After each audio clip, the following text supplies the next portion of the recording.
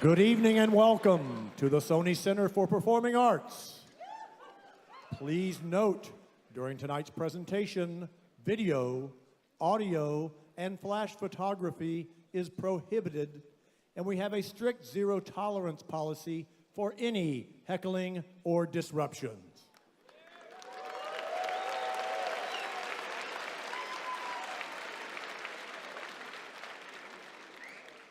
And now, please welcome your host and moderator, President of Ralston College, Dr. Stephen Blackwood.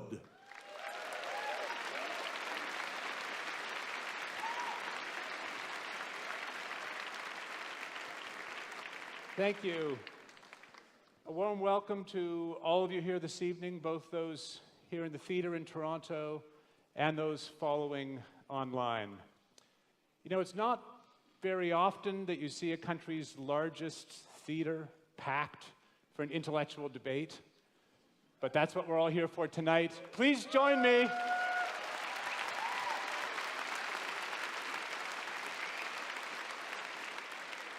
Please join me in welcoming to the stage Dr. Slavoj Zizek and Dr. Jordan Peterson.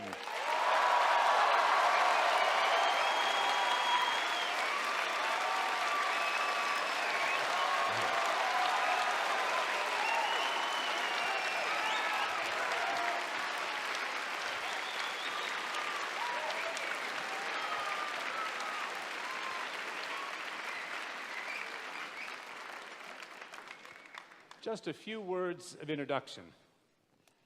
There can be few things, I think, now more urgent and necessary in an age of reactionary partisan allegiance and degraded civil discourse than real thinking about hard questions. The very premise of tonight's event is that we all participate in the life of thought, not merely opinion or prejudice, but the realm of truth, accessed through evidence and argument. But these two towering figures of different disciplines and domains share more than a commitment to thinking itself. They are both highly attuned to ideology and the mechanisms of power. And yet, they are not principally political thinkers. They are both concerned with more fundamental matters: meaning, truth, freedom. So it seems to me likely we will see tonight not only deep differences, but also surprising agreement on deep questions. Dr. Slavoj Zizek is a philosopher. He has not one, but two doctoral degrees, one in philosophy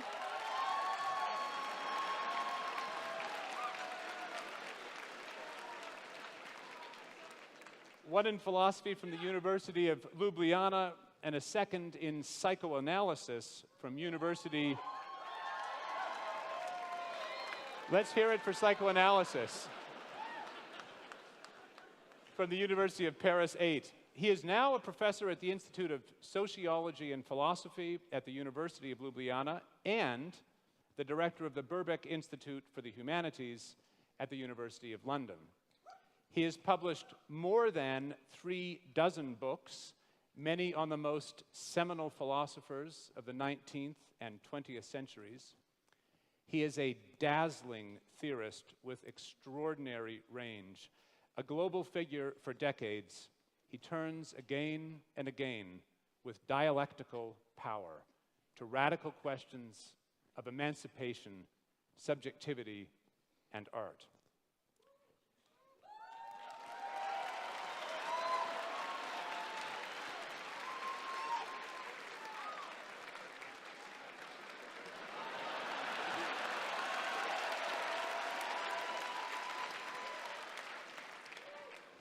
Dr. Jordan Peterson is an academic and clinical...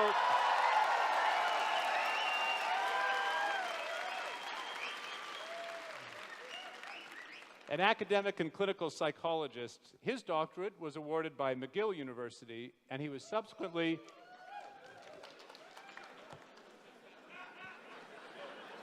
we got some McGill graduates out here. He was subsequently professor of psychology at Harvard University and then the University of Toronto, where he is today.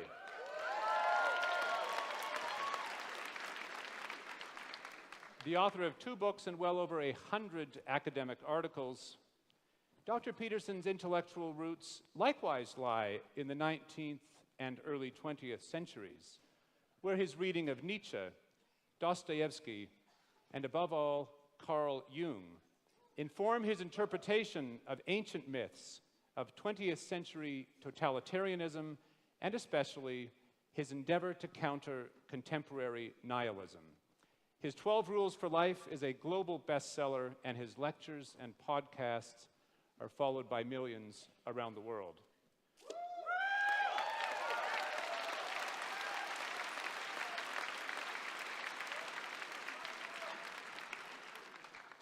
Both Drs. Zizek and Peterson transcend their titles, their disciplines, and the academy, just as this debate, we hope, will transcend purely economic questions by situating those in the frame of happiness, of human flourishing itself. We're in for quite a night. A quick word about format. Each of our debaters will have 30 minutes to make a substantial opening statement, to lay out an argument. Dr. Peterson first, followed by Dr. Zizek. Each will then have, in the same order, 10 minutes to reply. I will then moderate 45 minutes or so of questions, many of which will come from you, the audience, both here in Toronto and online. With that, let's get underway. Please join me in welcoming Dr. Jordan Peterson for the first opening statement.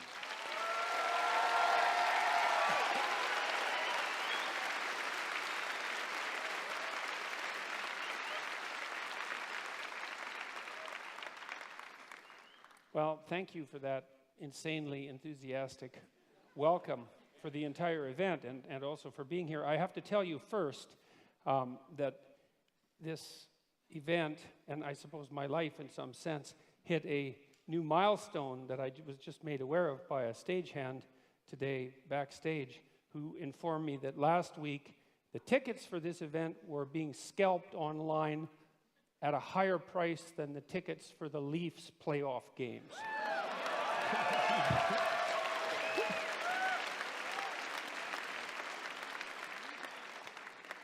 So I don't know what to make of that. All right, so how did I prepare for this? I familiarized myself to the degree that it was possible with Slavoj Zizek's work, and that wasn't that possible because he has a lot of work and he's a very original thinker, and this debate was put together in relatively short order. And what I did instead was return to what I regarded as the original cause of all the trouble, let's say, which was the Communist Manifesto. And what I attempted to do, because that's Marx, and we're here to talk about Marxism, let's say, and what I tried to do was read it. And to read something, you don't just follow the words and follow the meaning, but you take apart the sentences and you ask yourself at this level of phrase and at the level of sentence and at the level of paragraph, is this true? Are there counter-arguments that can be put forward that are credible?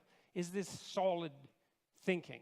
And I have to tell you, and I'm not trying to be flippant here, that I have rarely read a tract. Now, I read it when I was 18. It was a long time ago, right? That's 40 years ago. But I've rarely read a tract that made as many errors per sentence, conceptual errors per sentence, as the Communist Manifesto. It was quite a miraculous reread.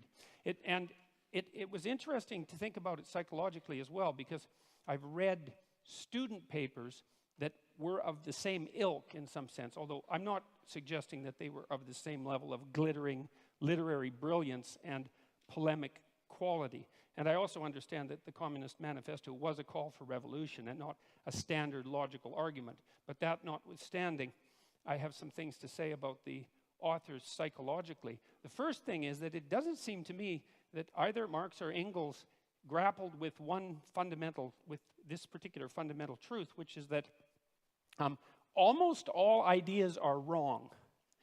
And so and it doesn't matter if they're your ideas or someone else's ideas, they're probably wrong. And even if they strike you with the force of brilliance, your job is to assume, first of all, that they're probably wrong, and then to assault them with everything you have in your arsenal and see if they can survive.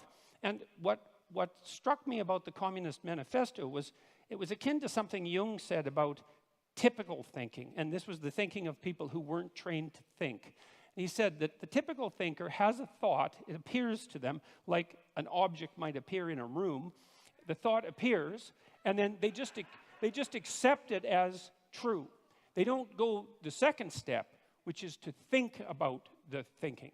And that's the real essence of critical thinking. And so that's what you try to teach people in university, is to read a text and to think about it critically, not to destroy the utility of the text, but to separate the wheat from the chaff. And so what I tried to do when I was reading the Communist Manifesto was to separate the wheat from the chaff. And I'm afraid I found some wheat, yes, but mostly chaff. And I'm going to explain why, hopefully in relatively short order. So I'm going to outline 10 of the fundamental axioms of the Communist Manifesto. And so these are truths that are basically held as self-evident by the authors. And they're truths that are presented in some sense as unquestioned, and I'm going to question them and tell you why I think they're unreliable. Now, we should remember that this tract was actually written 170 years ago. That's a long time ago.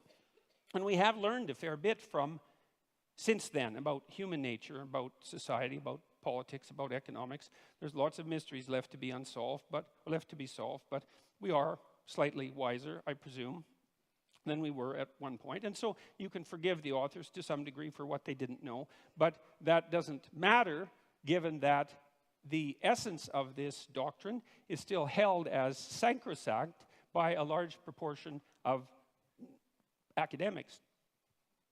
Probably are among the most, guilty of that particular sin. So here's proposition number 1. History is to be viewed primarily as an economic class struggle. All right, so let's think about that for a minute. First of all, the proposition there is that history is primarily to be viewed through an economic lens, and I think that's a debatable proposition because there are many other motivations that drive human beings than economics, and those have to be taken into account, especially that drive people other than economic competition, like economic cooperation, for example. And so that's a problem.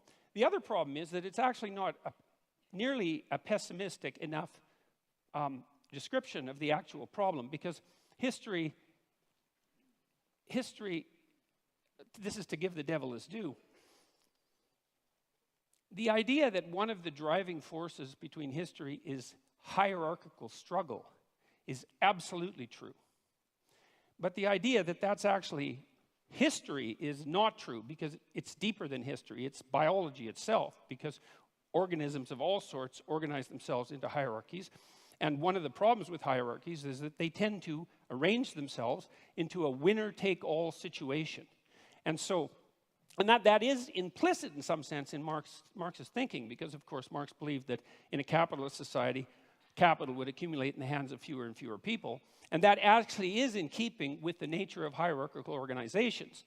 Now, the problem with that isn't so much the fact of there's accuracy in the accusation that is a eternal form of motivation for struggle, but it's an underestimation of the seriousness of the problem, because it attributes it to the structure of human societies rather than the deeper reality of the existence of hierarchical structures per se, which, as they also characterize the animal kingdom to a large degree, are clearly not only human constructions.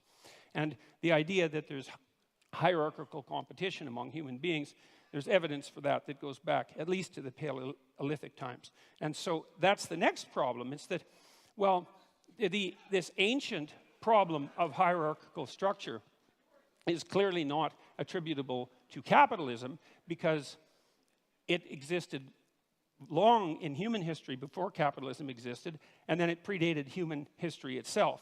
So the question then arises, why would you necessarily, at least implicitly, link the class struggle with capitalism, given that it's a far deeper problem? And now, it's also, you've got to understand that this is a deeper problem for people on the left, not just for people on the right. It is the case that hierarchical structures dispossess those people who are at the bottom, those creatures who are at the bottom, speaking, say, of animals, but those people who are at the bottom, and that is a fundamental existential problem. But the other thing that Marx didn't seem to take into account is that there are far more reasons that human beings struggle than their economic class struggle, even if you build the hierarchical idea into that, which is a more comprehensive way of thinking about it. Human beings struggle with themselves, with the malevolence that's inside themselves, with the evil that they're capable of doing, with the spiritual and psychological warfare that goes on within them. And we're also actually always at odds with nature. And this never seems to show up in Marx. And it doesn't show up in Marxism in general. It's as if nature doesn't exist. The primary conflict, as far as I'm concerned, or a primary conflict that human beings engage in, is the struggle for life in a cruel and harsh natural world. And it's as if that doesn't exist in the Marxist domain. If human beings have a problem, it's because there's a class struggle that's essentially economic. It's like, no, human beings have problems because we come into life starving and lonesome. And we have to solve that problem continually, and we make our social arrangements, at least in part, to ameliorate that, as well as to, well, upon occasion, exacerbate it. And so there's also very little understanding in the Communist Manifesto that any of the, like, say, hierarchical organizations that human beings have put together might have a positive element. And that's an absolute catastrophe, because hierarchical structures are actually necessary to solve complicated social problems. We have to organize ourselves in some manner, and you have to give the devil his due. And so it is the case that hierarchies dispossess people, and that's a big problem. That's the fundamental problem of inequality. But it's also the case that hierarchies happen to be a very efficient way of distributing resources. And it's finally the case that human hierarchies are not fundamentally predicated on power. And I would say the biological, anthropological data on that are crystal clear. You don't rise to a position of authority that's reliable in a human society primarily by exploiting other people. It's a very unstable means of obtaining power. So that's a problem. Well, the people that laugh might do it that way.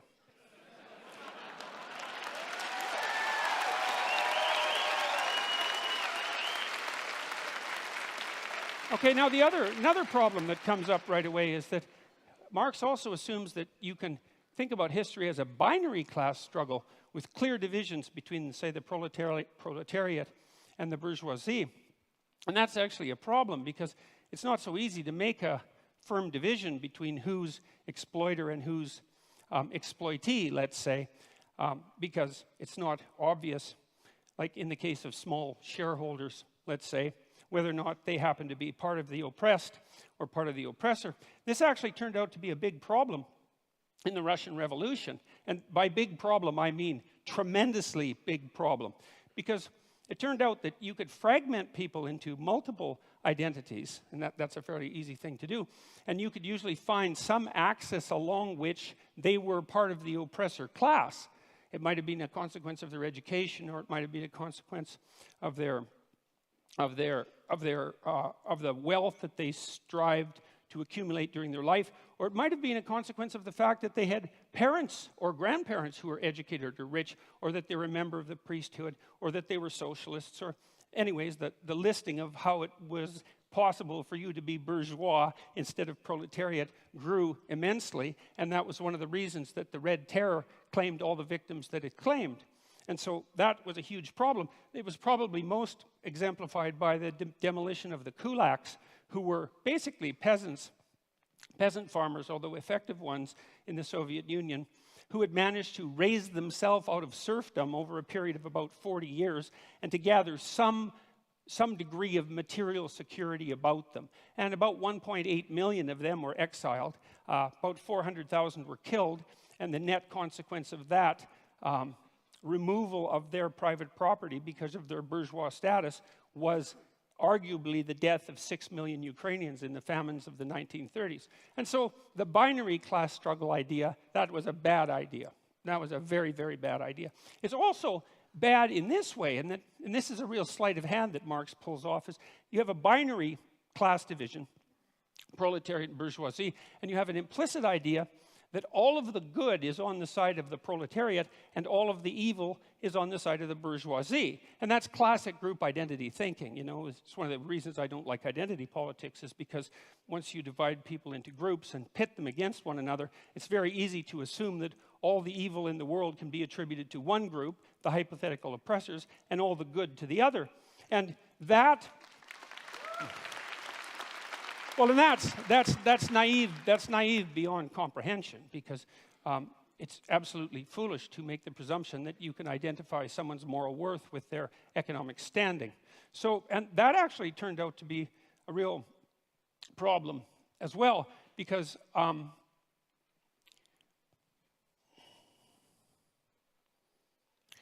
Marx also came up with this idea, which is a crazy idea as far as I can tell, of the, that's a technical term, crazy idea, of the dictatorship of the proletariat.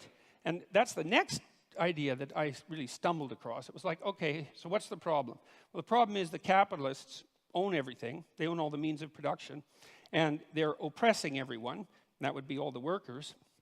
And there's going to be a race to the bottom of wages for the workers as the capitalists strive to extract more and more value from the labor of the proletariat by competing with other capitalists to drive wages downward, which, by the way, didn't happen, partly because wage earners can become scarce, and that actually drives the market value upward. But the fact that you assume a priori that all the evil can be attributed to the capitalists and all the good, the bourgeoisie, and all the good could be attributed to the proletariat meant that you could hypothesized that a dictatorship of the proletariat could come about, and that was the first stage in the communist revolution. And remember, this is a call for revolution, and not just revolution, but bloody, violent revolution, and the overthrowing of all existent social structures.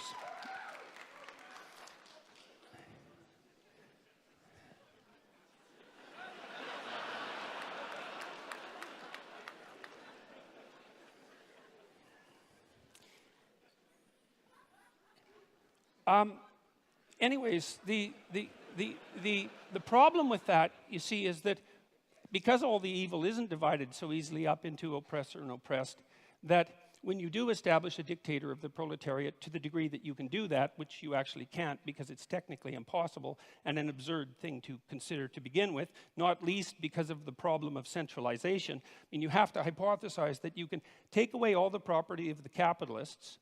You can replace the capitalist class with a minority of proletariats. How they're going to be chosen isn't exactly clear in the Communist Manifesto. That none of the people who are from the proletariat class are going to be corrupted by that sudden access to power because they're, well, by definition, good. So then you have the good people who are running the world, and you also have them centralized so that they can make decisions that are insanely complicated to make, in fact, impossibly complicated to make. And so that's a failure conceptually on both dimensions because, first of all the proletariat aren't going to be good. And when you put people in the same position as the evil capitalists, especially if you believe that social pressure is one of the determining factors of human character, which the Marxists certainly believe, then why wouldn't you assume that the proletariat would immediately become as or more corrupt than the capitalists, which is, of course, I would say exactly what happened every time this experiment was run. And then the next problem is, well, what makes you think that you can take some system as complicated as, like, capitalist free market society and centralize that and put decision-making power in the hands of a few people, the mechanisms without specifying the mechanisms by which you're going to choose them. Like, what makes you think they're going to have the wisdom or the ability to do what the capitalists were doing, unless you assume, as Marx did, that all of the evil was with the capitalists and all the good was with the proletariats, and that nothing that capitalists did constituted valid labor, which is another thing that Marx assumed, which is palpably absurd. Because people who are, like maybe if you're a dissolute aristocrat from 1830 or earlier, and you run a feudal estate and all you do is spend your time gambling and chasing prostitutes, well, then your labor value is zero. But if you're running a business and it's a successful business, first of all, you're a bloody fool to exploit your workers, because even if you're greedy as sin, because you're not going to extract the maximum amount of labor out of them by doing that. And the notion that you're adding no productive value as a manager rather than a capitalist it's absolutely absurd. All it does is indicate that you either know nothing whatsoever about how an actual business works, or you refuse to know anything about how an actual business works. So that's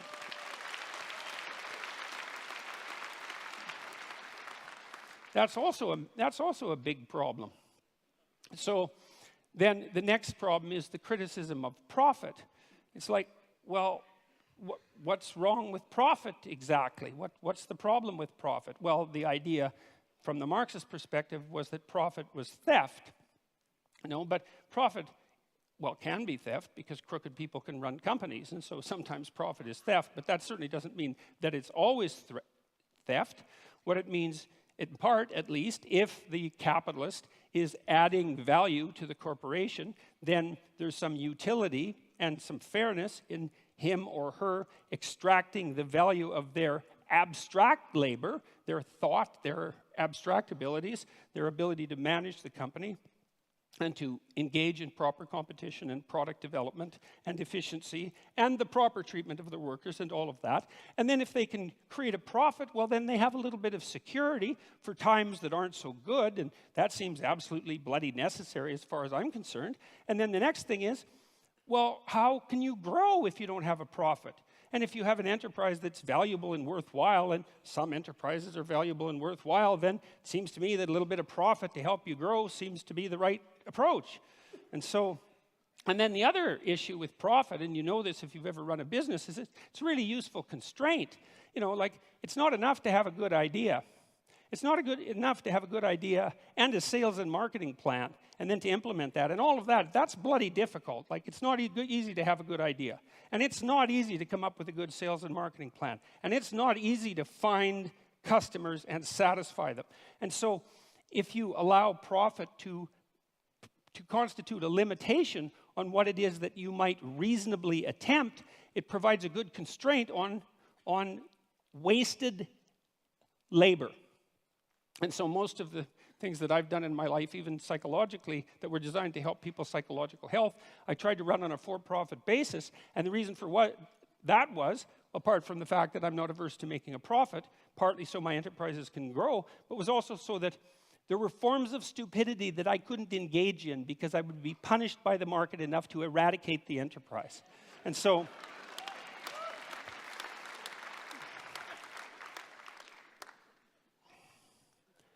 okay, and then so the next issue, this is a weird one.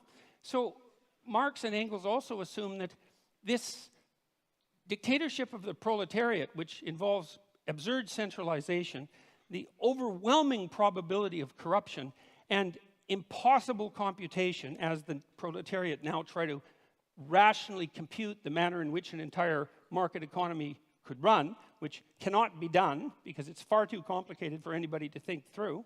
The next theory is that somehow the proletariat dictatorship would become magically hyper-productive.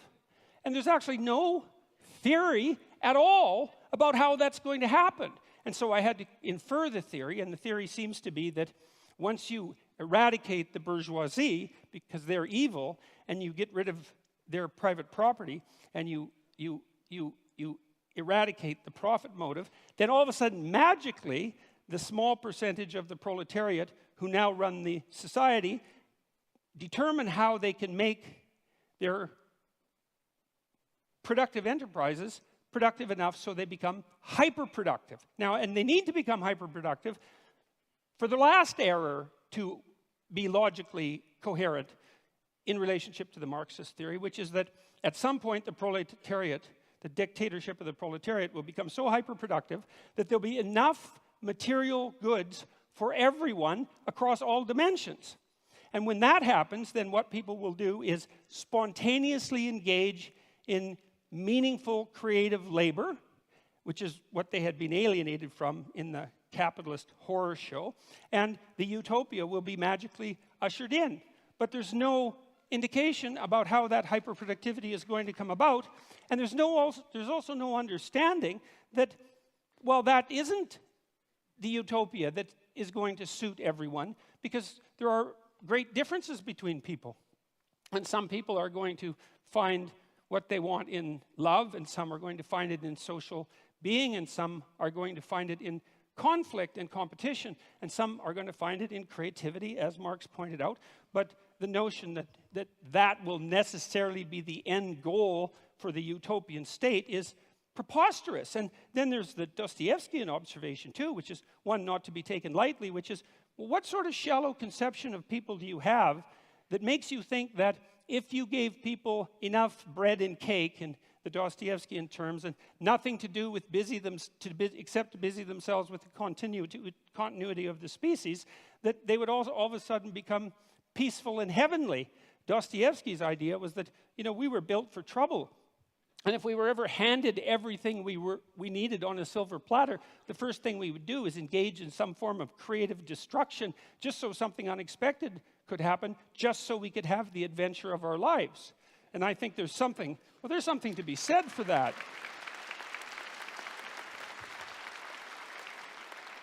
So, and then the last error, let's say, although by no means the last, was this, and this is one of the strangest parts of the Communist Manifesto, is Marx admits, and Engels admit repeatedly in the Communist Manifesto, that there has never been a system of production in the history of the world that was as effective at producing material commodities in excess than capitalism.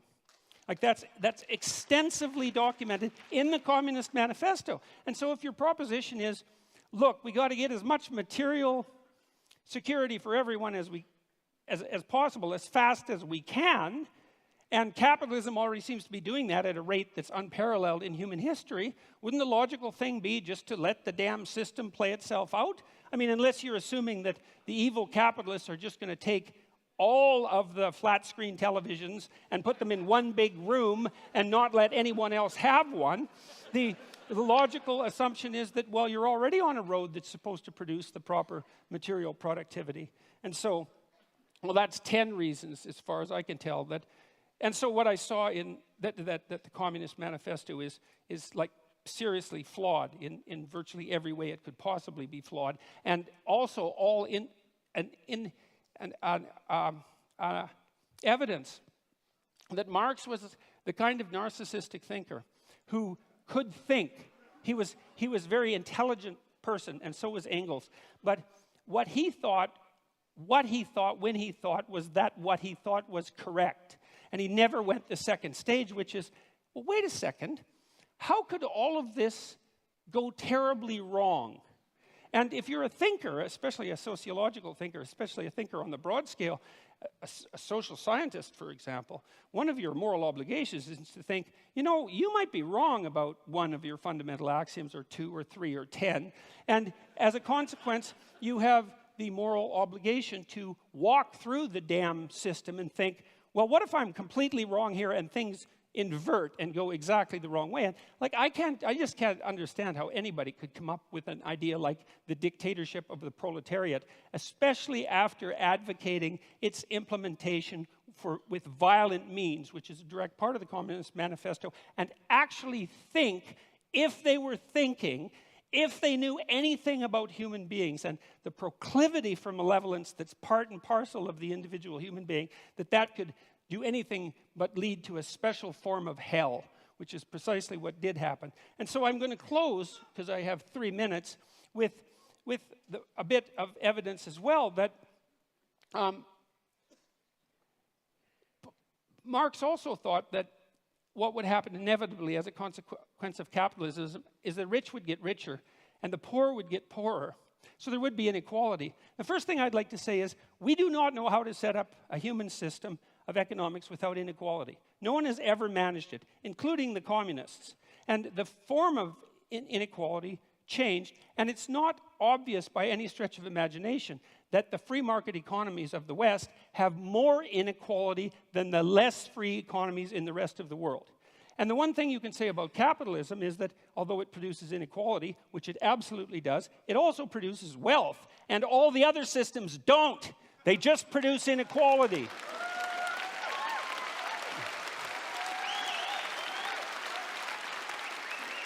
So here's a few stats. Here's a few free market stats, okay? From 1800 to 2017, income growth adjusted for inflation grew by 40 times for production workers and 16 times for unskilled labor.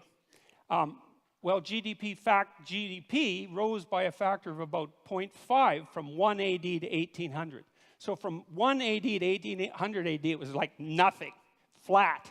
And then all of a sudden, in the last 217 years, there's been this unbelievably upward movement of wealth. And it doesn't only characterize the tiny percentage of people at the top who, admittedly, do have most of the wealth. The question is, not only, though, what's the inequality? The question is, well, what's happening to the absolutely poor at the bottom? And the answer to that is, they're getting richer faster now than they ever have in the history of the world. And we're eradicating poverty in countries that have adopted moderate free market policies at a rate that's unparalleled. So here's an example. One of the UN millennial goals was to reduce the rate of absolute poverty in the world by 50% between 2000 and 2015. And they defined that as $1.90 a day. Pretty low, you know, but you have to start somewhere. We hit that at 2012. 3 years ahead of schedule. And you might be cynical about that and say, well, it's kind of an arbitrary number, but the curves are exactly the same at $3.80 a day and $7.60 a day. Not as many people have hit that, but the rate of increase towards that is the same. The bloody UN thinks that we'll be out of poverty defined by $1.90 a day by the year 2030. It's unparalleled. And so the rich may be getting richer, but the poor are getting richer too. And that's not the... Look, I'll leave it at that because I'm out of time. But I'll leave it with this. The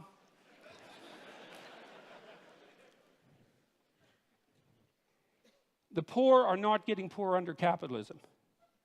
The poor are getting richer under capitalism by a large margin. And I'll leave you with one statistic, which is that now in Africa, the child mortality rate in Africa now is the same as the child mortality rate was in Europe in 1952. And so that's happened within the span of one lifetime. And so if you're for the poor, if you're actually concerned that the poorest people in the world rise above their starvation levels, then all the evidence suggests that the best way to do that is to implement something approximating a free market economy. And so, thank you very much.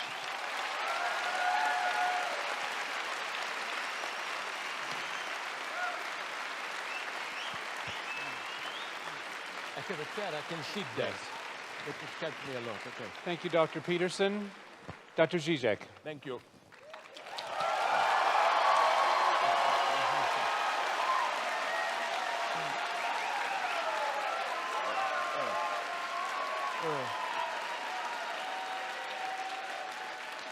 Okay. First, a brief introductory remark. I cannot but notice the irony of how Peterson and I, the participants in this duel of the century, are both marginalized by the official academic community. I'm supposed to defend here the left liberal line against neoconservatives. Really? Most of the attacks on me are now precisely from left liberals. Just remember the outcry against my critique of LGBT plus ideology. And I'm sure that if the leading figures in this field were to be asked if I am fit to stand for them, they would turn in their graves even if they are still alive. So let me begin by bringing together the three notions from the title: happiness, communism, capitalism. In one exemplary case, China today. China in the last decades is arguably the greatest economic success story in human history. Hundreds of millions raised from poverty into middle-class existence. How did China achieve it? The 20th century left was defined by its opposition to the two fundamental tendencies of modernity: the reign of capital with its aggressive market competition, the authoritarian bureaucratic state power. Today's China combines these two features in its extreme form: strong authoritarian state, wild capitalist dynamics. And it's important to note, they do it on behalf of happiness of the majority of people. They don't mention communism to legitimize their rule. They prefer the old Confucian notion of a harmonious society. But are the Chinese any happier for all that? Although even the Dalai Lama justifies Tibetan Buddhism in Western terms of the pursuit of happiness and the avoidance of pain, happiness as a goal of our life is a very problematic notion. If we learned anything from psychoanalysis, it is that we humans are very creative in sabotaging our pursuit of happiness. Happiness is a confused notion. Basically, it relies on the subject's inability or unreadiness to fully confront the consequences of their desire. In our daily lives, we pretend to desire things which we do not really desire, so that ultimately the worst thing that can happen is for us to get what we officially desire. So I agree that human life of freedom and dignity does not consist just in searching for happiness, no matter how much we spiritualize it, or in the effort to actualize our inner potentials. We have to find some meaningful cause beyond the mere struggle for pleasurable survival. However, I would like to add here a couple of qualifications. First, since we live in a modern era, we cannot simply refer to an unquestionable authority to confer a mission or task on us. Modernity means that, yes, we should carry the burden. But the main burden is freedom itself. We are responsible for our burdens. Not only are we not allowed cheap excuses for not doing our duty, duty itself should not serve as an excuse. We are never just instruments of some higher cause. Once traditional authority loses its substantial power, it is not possible to return to it. All such returns are today a postmodern fake. Does Donald Trump stand for traditional values? No, his conservatism is a postmodern performance, a gigantic ego trip. In this sense of playing with traditional values, of mixing references to them with open obscenities, Trump is the ultimate postmodern president. If we compare Trump with Bernie Sanders, Trump is a postmodern politician at its purest, while Sanders is rather an old-fashioned moralist. Conservative thinkers claim that the origin of our crisis is the loss of our reliance on some transcendent divinity or higher value. If we are left to ourselves, if everything is historically conditioned and relative, then there is nothing preventing us to indulge in our lowest tendencies. But is this really the lesson to be learned from mob killing, looting, and burning on behalf of religion? It is often claimed that, true or not, religion makes some otherwise bad people do good things. From today's experience, I think we should rather stick to Steve Weinberg's claim that while without religion, good people would have been doing good things and bad people bad things, only something like religion can make good people do bad things. More than a century ago, in his Brothers Karamazov, Dostoevsky warned against the dangers of godless moral nihilism. If God doesn't exist, then everything is permitted. The French philosopher André Glucksmann applied Dostoevsky's critique of godless nihilism to September 11th. And the title of his book, Dostoevsky in Manhattan, suggests, as this title suggests, he couldn't have been more wrong. The lesson of today's terrorism is that if there is a God, then everything, even blowing up hundreds of innocent bystanders, is permitted to those who claim to act directly on behalf of God. The same goes also for godless Stalinist communists. They are the ultimate proof of it. Everything was permitted to them since they perceived themselves as direct instrument of their divinity, of the historical necessity of progress towards communism. That's the big problem of ideologies. How to make good, decent people do horrible things. Second, yes, we should carry our burden, accept the suffering that goes with it. But a danger lurks here, that of a subtle reversal. Don't fall in love, that's my position, with your suffering. Never presume that your suffering is in itself a proof of your authenticity. Renunciation of pleasure can easily turn into pleasure of renunciation itself. For example, an example not from neoconservatives. White left liberals love to denigrate their own culture and blame Eurocentrism for our evils. But it is instantly clear how this self-denigration brings a profit of its own. Through this renouncing of their particular roots, multicultural liberals reserve for themselves the universal position, graciously soliciting others to assert their particular identity. White multiculturalist liberals embody the lie of identity politics. Next point. Jacques Lacan wrote something paradoxical but deeply true, that even if what a jealous husband claims about his wife, that she sleeps with other men, is all true, his jealousy is nonetheless pathological. The pathological element is the husband's need for jealousy, as the only way for him to sustain his identity.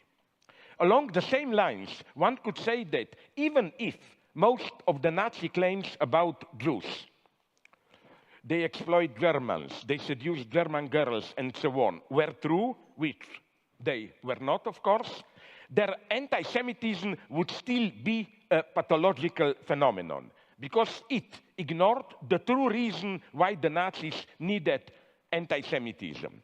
In the Nazi vision, their society is an organic whole of harmonious collaboration, so an external intruder is needed to account for divisions and antagonisms. The same holds for how today, in Europe at least, the anti-immigrant populists deal with the refugees. The cause of problems which are, I claim, immanent to today's global capitalism is projected onto an external intruder. Again, even if the reported incident with the refugees, there are great problems, I admit it. Even all these reports are true. The populist story about them is a lie. With anti-Semitism, we are approaching the topic of telling stories. Hitler was one of the greatest storytellers of the 20th century. In the 1920s, many Germans experienced their situation as a confused mess. They didn't understand what is happening to them with military defeat, economic crisis, what they perceived as moral decay, and so on. Hitler provided a story, a plot, which was precisely that of a Jewish plot. We are in this mess because of the Jews. That's what I would like to insist on. We are telling ourselves stories about ourselves in order to acquire a meaningful experience of our lives. However, this is not enough. One of the most stupid wisdoms, and they are mostly stupid, is an enemy is someone whose story you have not heard. Really? Are you also ready to affirm that Hitler was our enemy because his story was not heard? The experience that we have of our lives from within, the story we tell ourselves about ourselves in order to account for what we are doing is, and this is what I call ideology, fundamentally a lie. The truth lies outside in what we do. In a similar way, the alt-right obsession with cultural Marxism expresses the rejection to confront the fact that the phenomena they criticize as the effect of the cultural Marxist plot, moral degradation, sexual promiscuity, consumerist hedonism, and so on, are the outcome of the immanent dynamic of capitalist societies. I would like to refer to a classic, Daniel Bell, Cultural Contradictions of Capitalism, written back in 1976, where the author argues that the unbounded drive of modern capitalism undermines the moral foundations of the original Protestant ethics. And in a new afterword, Bell offers a bracing perspective on contemporary Western societies, revealing the crucial cultural fault lines we face as the 21st century is here. The turn towards culture as a key component of capitalist reproduction and, concomitant to it, the commodification of cultural life itself are, I think, crucial moments of capitalist expanded reproduction. So the term cultural Marxism, I think, plays the same role as that of the Jewish plot in anti-Semitism. It projects or transposes some immanent antagonism, however you call it, ambiguity, tension, of our socio-economic life onto an external cause. In exactly the same way, now let me give you a different, more problematic example. In exactly the same way, liberal critics of Trump and alt-right never seriously asked how our liberal society could give birth to Trump. In this sense, the image of Donald Trump is also a fetish, the last thing a liberal sees before confronting actual social tensions. Hegel's motto, evil resides in the gaze which sees evil everywhere, fully applies here. The very liberal gaze which demonizes Trump is also evil because it ignores how its own failures opened up the space for Trump's type of patriotic populism. Next point. One should stop blaming hedonist egotism for our woes. The true opposite of egotist self-love is not altruism, a concern for the common good, but envy, resentment, which makes me act against my own interests. This is why, as many perspicuous philosophers clearly saw, evil is profoundly spiritual, in some sense more spiritual than goodness. This is why egalitarianism itself should never be accepted at its face value. It can well secretly invert the standard renunciation accomplished to benefit others. Egalitarianism often de facto means I am ready to renounce something so that others will also not have it. This is, I think, now comes the problematic part for some of you maybe, the problem with political correctness. What appears as its excesses, its regulatory zeal, is, I think, an impotent reaction that masks the reality of a defeat. My hero is here a black lady, Tarana Burke, who created the Me Too campaign more than a decade ago. She observed in a recent critical note that in the years since the movement began, it deployed an unwavering obsession with the perpetrators. Me Too is all too often a genuine protest filtered through resentment.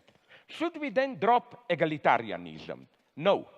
Equality can also mean, and that's the equality I advocate, creating the space for as many as possible individuals to develop their different potentials. It is, that's my paradoxical claim, it is today's capitalism that equalizes us too much and causes the loss of many talents. So what about the balance between equality and hierarchy? Did we really move too much in the direction of equality? Is there, in today's United States, really too much equality? I think a simple overview of the situation points in the opposite direction. Far from pushing us too far, the left is gradually losing its ground already for decades. Its trademarks, universal healthcare, free education, and so on, are continuously diminished. Look at Bernie Sanders, and I don't idealize him, program. It is just a version of what half a century ago in Europe was simply the predominant social democracy, and it's today decried as a threat to our freedoms, to the American way of life, and so on and so on. I see no threat to free creativity in this program. On the contrary, I see healthcare and education and so on as enabling me to focus my life on more important creative issues. I see equality, this basic equality of chances, as a space for creating differences, and yes, why not, even different, more appropriate hierarchies. Furthermore, I find it very hard to ground today's inequalities, as they are documented, for example, by Piketty in his book, to ground today's inequalities in different competencies. Competencies for what? In totalitarian states, competencies are determined politically. But market success is also not innocent and neutral as a regulator of the social recognition of competencies. Let me now briefly deal with in a friendly way, I claim, with what became known, sorry for the irony, as the lobster topic. I'm far from a simple social constructionism here. I deeply appreciate evolutionary thought. Of course, we are also natural beings, and our DNA, as we all know, overlaps, I may be wrong, around 98% with that of some monkeys. This means something, but nature, I think we should never forget this, is not a stable hierarchical system, but full of improvisations. It develops like French cuisine. A French guy gave me this idea that the origin of many famous French dishes or drinks is that when they wanted to produce a standard piece of food or drink, something went wrong, but then they realized that this failure can be resold as success. They were making cheese in the usual way, but the cheese got rotten and infected, smelling bad, and they said, oh my God, look, we have our own original French cheese. Or they were making wine in the usual way. Then something went wrong with fermentations, and so they began to produce champagne, and so on and so on. I'm not making just a joke here, because I think that it is exactly like this that, and that's the lesson of psychoanalysis, that our sexuality works. Sexual instincts are, of course, biologically determined. But look what we humans made out of them. They are not limited to the mating season. They can develop into a permanent obsession, sustained by obstacles that demand to be overcome. In short, into a properly metaphysical passion that perturbs the biological rhythm, with twists like endlessly prolonging satisfaction in courtly love, engaging in different perversions, and so on and so on. So it's still, yes, biologically conditioned sexuality, but it is, if I may use this term, trans-functionalized. It becomes a moment of a different cultural, however you call it, logic. And I claim the same goes for tradition. T.S. Eliot, the great conservative, wrote, quote, what happens when a new work of art is created is something that happens simultaneously to all the work of art which preceded it. The past should be altered by the present as much as the present is directed by the past. End of quote. What does this mean? Let me mention the change enacted by Christianity. It's not just that, in spite of all our natural and cultural differences, the same divine spark dwells in everyone.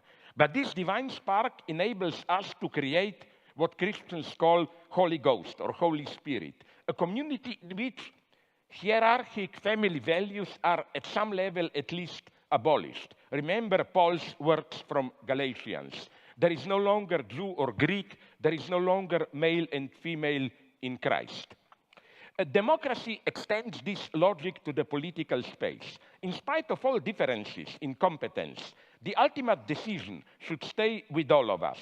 The wager of democracy is that we should not give all power to competent experts. It was precisely communists in power who legitimized their rule by posing as fake experts. And incidentally, I'm far from believing in ordinary people's wisdom.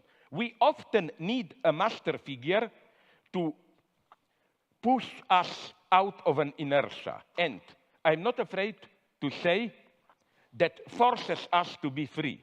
Freedom and responsibility hurt. They require an effort.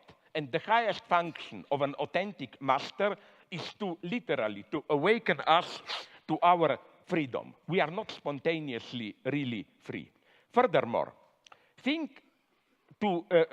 I think that social power and authority cannot be directly grounded in competence. In our human universe, power, in the sense of exerting authority, is something much more mysterious, even irrational.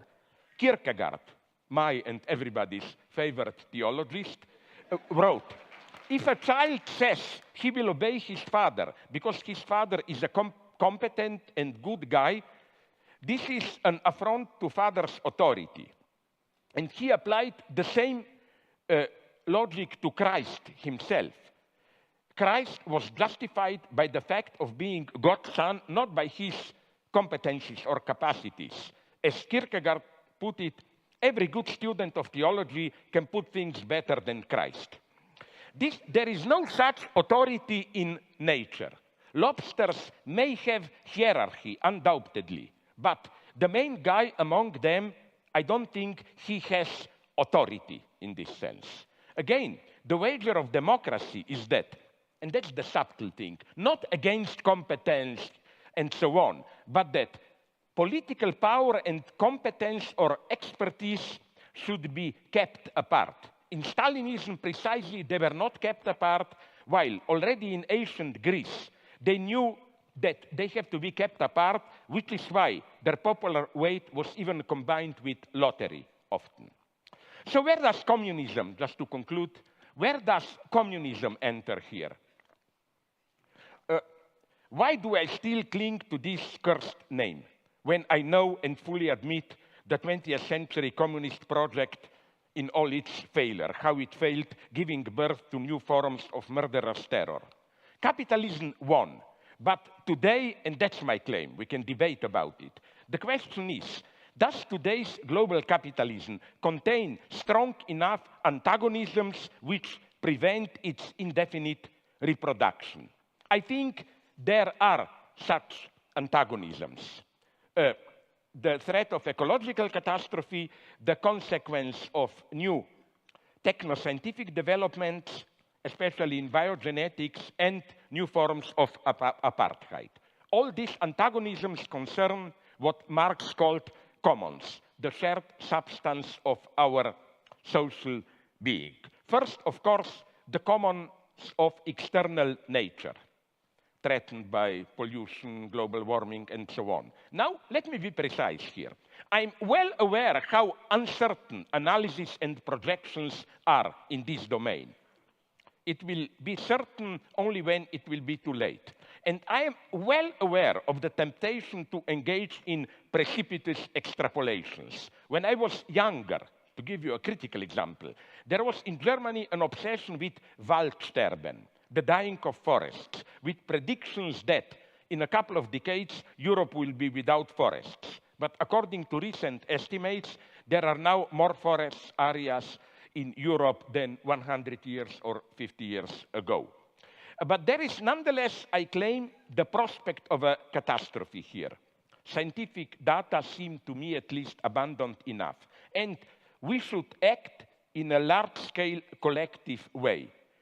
And I also think, this may be critical to some of you, there is a problem with capitalism here for the simple reason that its managers, not because of their evil nature, but that's the logic of capitalism, care to expand self-reproduction, and environmental consequences are simply not part of the game. This is, again, not a moral reproach. And incidentally, so that you will not think that I don't know what I'm talking about, in communist countries, those in power were obsessed with expanded reproduction and were not under public control, so the situation was even worse. So how to act? First, by admitting we are in a deep mess. There is no simple democratic solution here.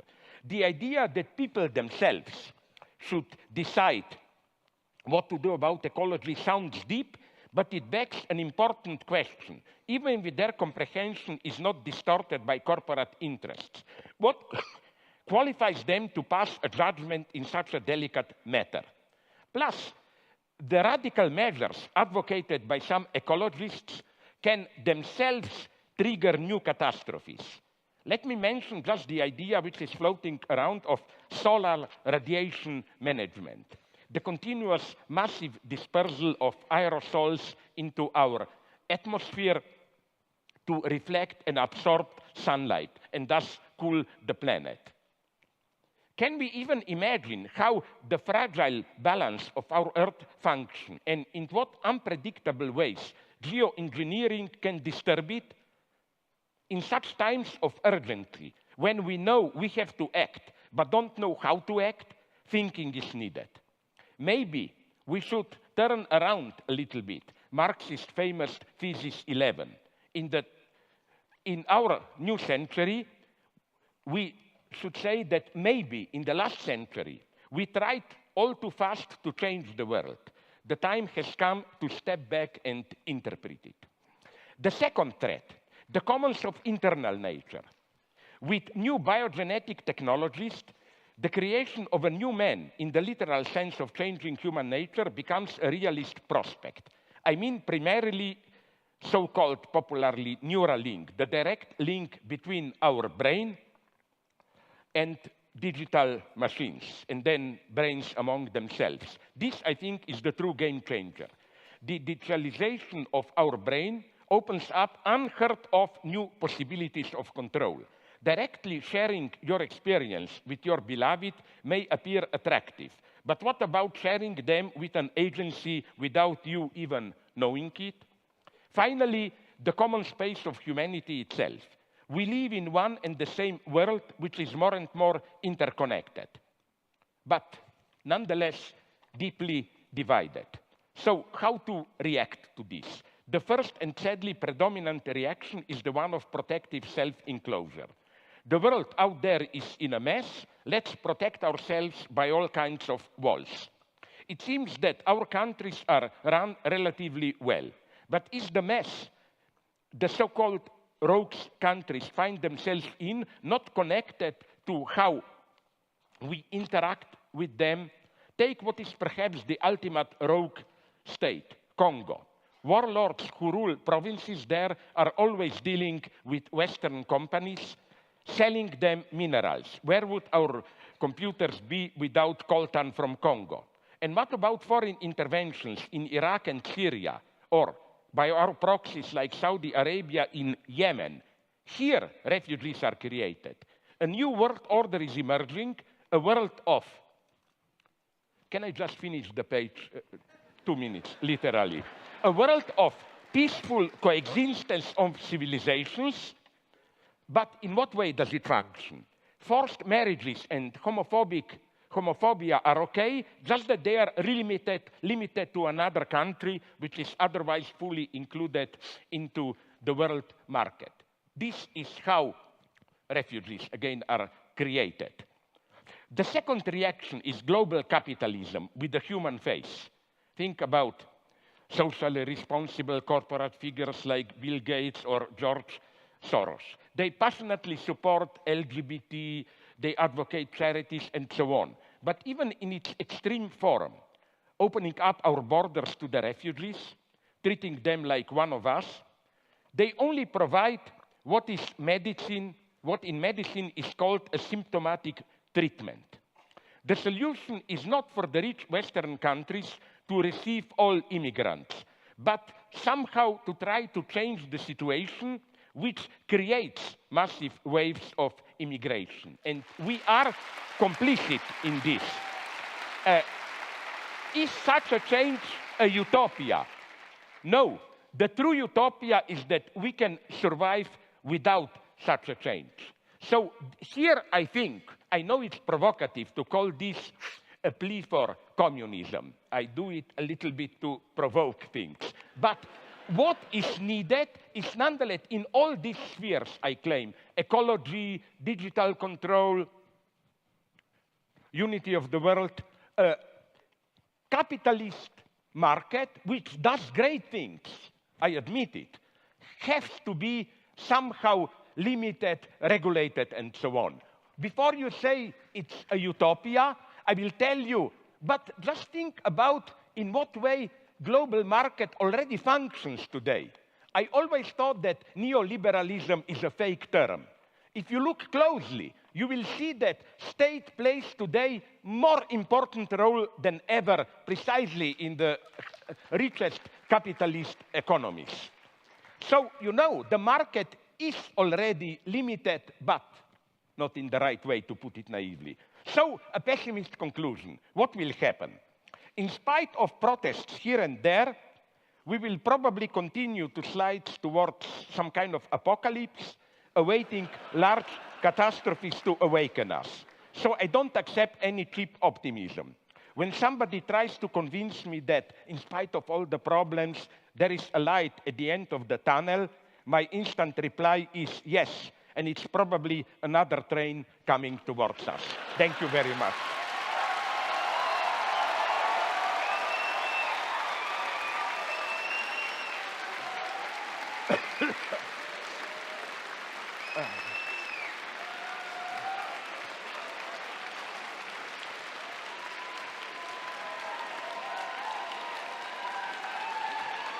Please don't do this, because I really think that's why I hope you, Jordan, agree with it, that's why we are here engaged in this debate. Don't take it as a cheap competition. It may be that, but we are, as you said in your introduction, desperately trying to confront serious problems.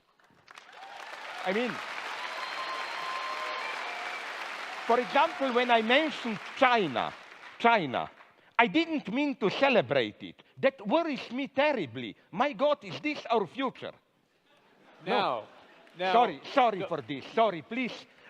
Discount, take away this from my 10 minutes. No problem. No problem. No problem. Dr. Peterson, 10 minutes to you to reply.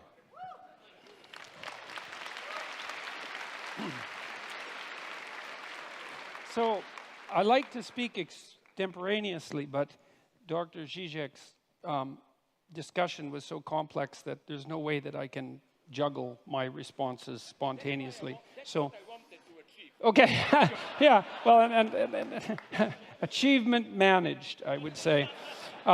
So I heard much of what I heard. I agreed with, but we can get to that. I'm going to respond. Skip that.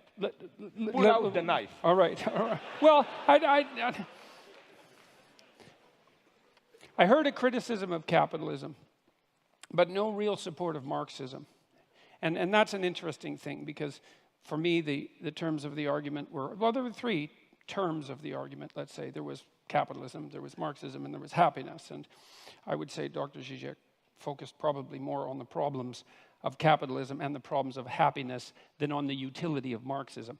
And that actually comes as a surprise to me, because I presumed that much of what I would hear would be a support of something approximating traditional or even a-traditional Marxism, which is why I organized the first part of my talk as an attack against Marxism per se. Okay, so now Zizek points out that there are problems of capitalism. And I would like to say that I'm perfectly aware that there are problems with capitalism. I wasn't defending capitalism, actually, in some sense. I was defending it in comparison to communism, which is not the same thing. Because as Winston Churchill said about democracy, you know, it's the worst form of government there is, except for all the other forms. And so you might say the same thing about capitalism, is that it's the worst form of economic arrangement you could possibly manage, except for every other one that we've ever tried. And I'm dead serious about that. I'm not trying to be flippant. I mean that it isn't obvious to me, and when Dr. Zizek is speaking in more apocalyptic terms, it isn't obvious to me that we can solve the problems that confront us. You know, and it's also not a message that I have been purveying that unbridled capitalism per se, as an isolated, what would you say, social economic structure, actually constitutes the proper answer to the problems that confront us. So I haven't made that case in any of the lectures that anything I've written or any of the lectures that I've done, because I don't believe it to be true. He said, well, what's the problems with capitalism? Well, the commodification of cultural life, all life, fair enough. There's something that isn't exactly right about reducing everything to economic competition. And capitalism certainly pushes in that direction. Advertising culture pushes in that direction. Sales and marketing culture pushes in that direction. And there's reasons for that, and I have a certain amount of admiration for the necessity of advertisers and salesmen and marketers. But that doesn't mean that the transformation of all elements of life into commodities in a capitalist sense is the best way forward. I don't think it is the best way forward. I think the evidence for that's actually quite clear. There is, by the way, a relationship. This is something I didn't point out before. There is a relationship between wealth and happiness. It's quite well defined in the psychological literature. Now, it's not exactly obvious whether the happiness measures are measures of happiness or whether they're measures of the absence of misery. And my sense is, as a psychometrician who's looked at these scales, that people are more concerned with not being miserable than they are with being happy. And those are all actually separate emotional states mediated by different psychobiological systems. It's a technical point, but it's an important one.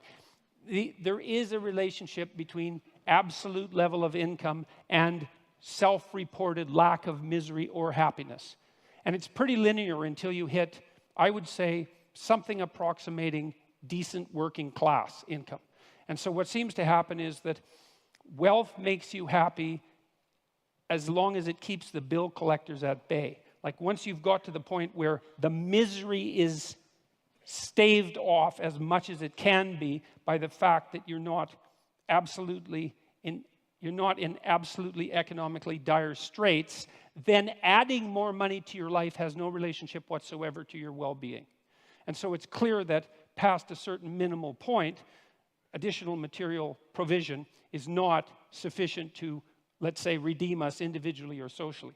And it's certainly the case that the radical wealth production that characterizes capitalism might produce a fatal threat to the structure of our social systems and our broader ecosystems.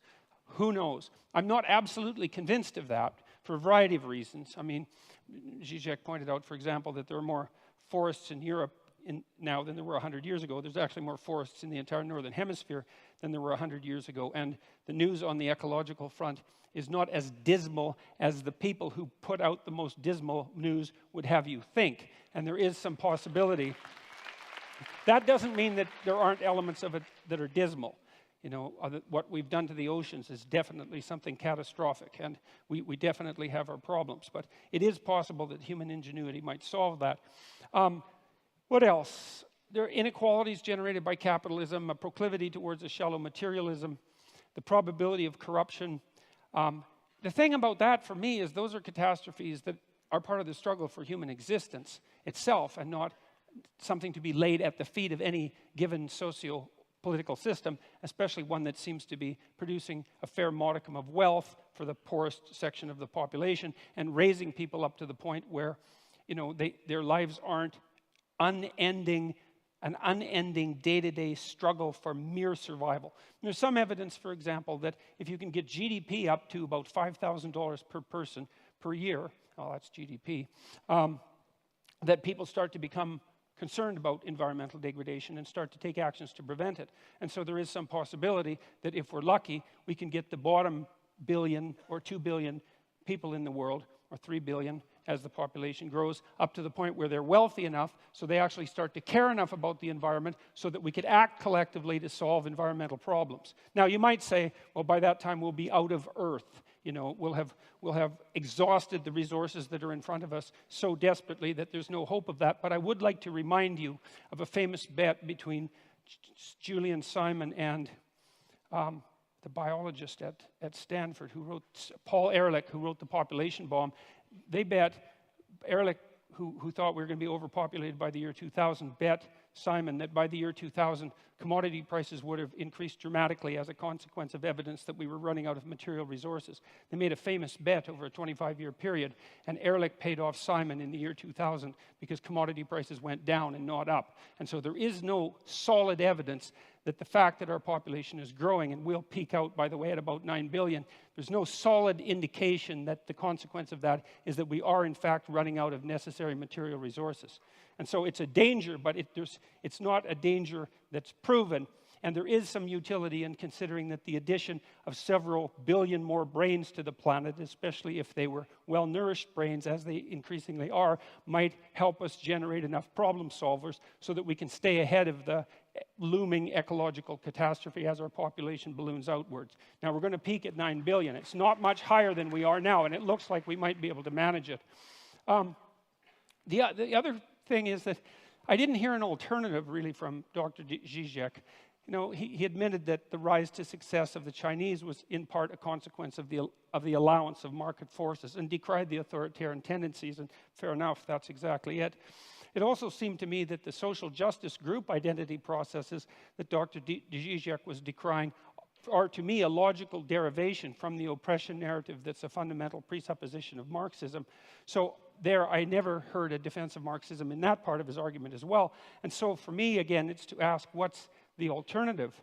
I also heard an argument for egalitarianism, but I heard it defined as equality of opportunity, not as equality of outcome, which I see as a clearly defined Marxist aim. I heard an argument for a modified social distribution of wealth, but that's already part and parcel of most modern free market states, with a wide variation and an appropriate variation of government intervention, all of which constitute their own experiment.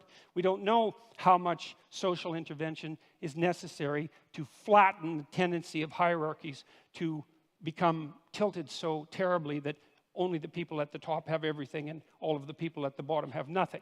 It's a very difficult battle to fight against that profound tendency, much deeper than the tendency of capitalism itself, and we don't exactly know what to do about it. So we run experiments, and that seems to be working perfectly reasonably, as far as I can tell. Let's see. Well, I'll close with this. Capitalism and the free market, well, that's the worst form of social organization possible, as I said, except for all the others. There is a positive relationship between economics measured by income and happiness, or psychological well-being, which might be the absence of misery. I certainly do not believe, and the evidence does not suggest, that material security is sufficient. I do believe, however, that insofar as there is a relationship between happiness and material security, that the free market system has demonstrated itself as the most efficient manner to achieve that, and that was actually the terms of the argument. So thus, if it's capitalism versus Marxism with regards to human happiness, it's still the case that the free market constitutes the clear winner. And maybe capitalism will not solve our problems. I actually don't believe that it will. I've in fact argued that the proper pathway forward is one of individual moral responsibility aimed at the highest good. It's something for me that's rooted in our underlying Judeo-Christian tradition that insists that each person is is sovereign in their own right and a locus of ultimate value, which is something that you can accept regardless of your religious presuppositions, and something that you do accept if you participate in a society such as ours. Even the fact that you vote, that you're charged with that responsibility, is an indication that our society is structured such that we presume that each person is a locus of responsibility and decision-making of such import that the very stability of the state depends upon the integrity of their the integrity of their character.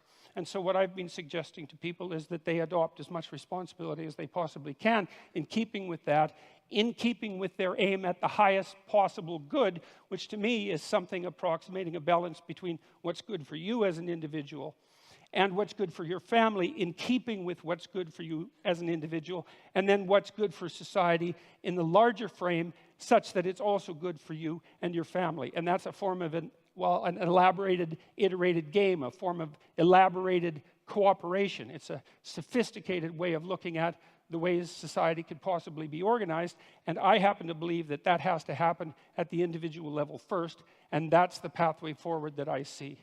And so that's my 10-minute commentary. Yeah, I go up again. Yeah. Thank you, Ross. Thank you, Dr. Peterson. Dr. Since I Zizek. already spent a little bit of my time, I will try to be as short as possible. So a couple of remarks and then my final point. Why I think this self-limitation of capitalism is needed. First, about happiness. Just a couple of remarks. Jordan, I want to ask you, but isn't it, am I dreaming? I think I'm not. I remember a couple of years ago, it was reported all around the world, some kind of investigation, percentage of people interviewed in different countries, do they feel happy with their life? And the shock was that some Scandinavian countries, which we considered social democratic paradise, were very low, while Bangladesh, I think, was close to the top. Now, I know this logic has a limit. I don't buy the bullshit of poor people are happy in their world there and so on. But you know, my argument here is not against you. My argument here is problematizing happiness even more. Look, this may interest you. I was years ago in I think, Lithuania, and we debated, I report on this in one of my books, when were people in some perverted sense, and this is the critique of the category of happiness for me, happy. And we came to the crazy result. After the Soviet intervention, Czechoslovakia in 1970s and 80s. Why? For happiness, first, you should not have too much democracy, because this brings the burden of responsibility. Happiness means there is another guy out there, you can put all the blame on him. And as the joke went in Czechoslovakia, if there is bad weather, a storm, oh, this communist screwed it up again. That's one condition of happiness. The other condition, much more subtle one, is, and this was done in Czechoslovakia, those dark times after Soviet, the life was relatively moderately good, but not perfect. Like, there was meat all the time. Maybe once a month there was not meat in the stores. It was very good to remind you how happy you are the other time. Another thing, they had a paradise which should be at a proper distance. West Germany, affluence. It was not too far, but not directly accessible, you know.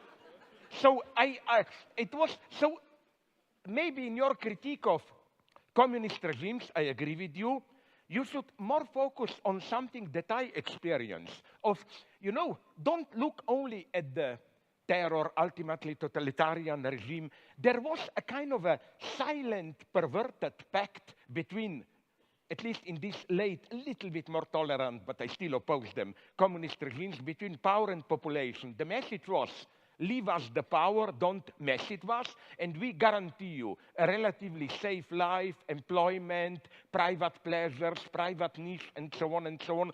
So I am not surprised. But again, this is not for me the argument for the communists, but against happiness. That, you know, people said when the wall fell down, what a wonder in Poland. My God, like Solidarność, which was prohibited a year ago, now triumph at the elections. Who could imagine this?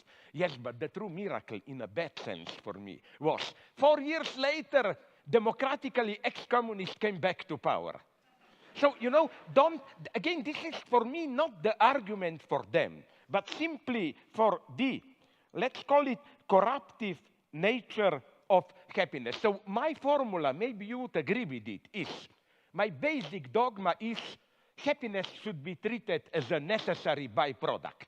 If you focus on it, you are lost.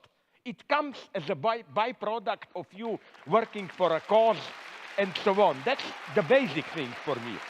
Second point, maybe we disagree here.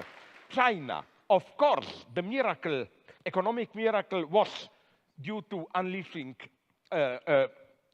market reform and so on. But, and here comes my pessimism. Some of my liberal friends are telling me, yes, imagine what would they have achieved with also political democratization. I'm a pessimist here. No, they found a perfect formula of how, and that's the paradox of China today.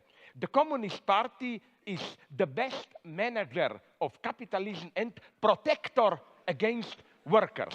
The truly dangerous thing in China today is not to flirt with Western ideas, is to organize trade unions, to, you know, like this is what worries me. This perfect combination between unleashing capitalism and still the authoritarian rule, or to put it in another way, my worry is that today, all around the world, this eternal marriage between capitalism and democracy is slowly disappearing. Till now, I admit it, capitalism needed from time to time some 10, 20 years of dictatorship. When things started to improve, democracy returned. Chile, South Korea, and so on. I wonder if we are still at that. Now, just very quickly, your basic point in the introduction, in your introduction.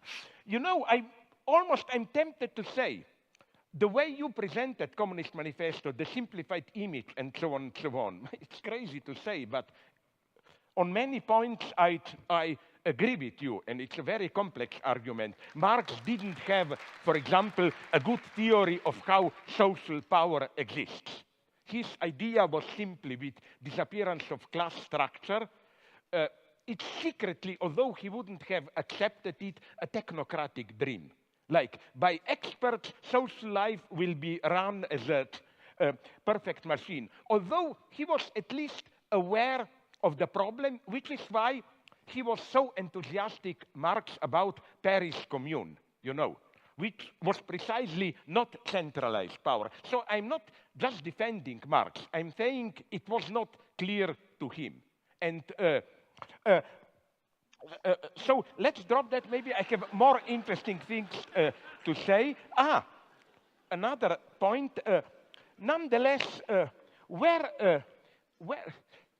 one point I'm ready to claim, where did you find this? This goes maybe for today's politically correct jerks and so on, that this egalitarianism. There is one passage in his late critique of Gotha program where Marx directly accesses the problem of equality. And he dismisses it as a strict bourgeois category. Explicitly. For him, communism is not egalitarianism. It's, yes, hierarchies, but not based on capitalism. Okay. I'm not totally defending here Marx. I'm just saying, don't reproach it to Marx. Okay, but to conclude, because, yes, I want to keep my promise to be a little bit shorter. You know, I agree with you on many points, but you know what's my problem with, my problem that I was aiming at? With all the openings, I know we don't know really what is happening with ecology and so on. And this is okay, let's take oceans. You mentioned them.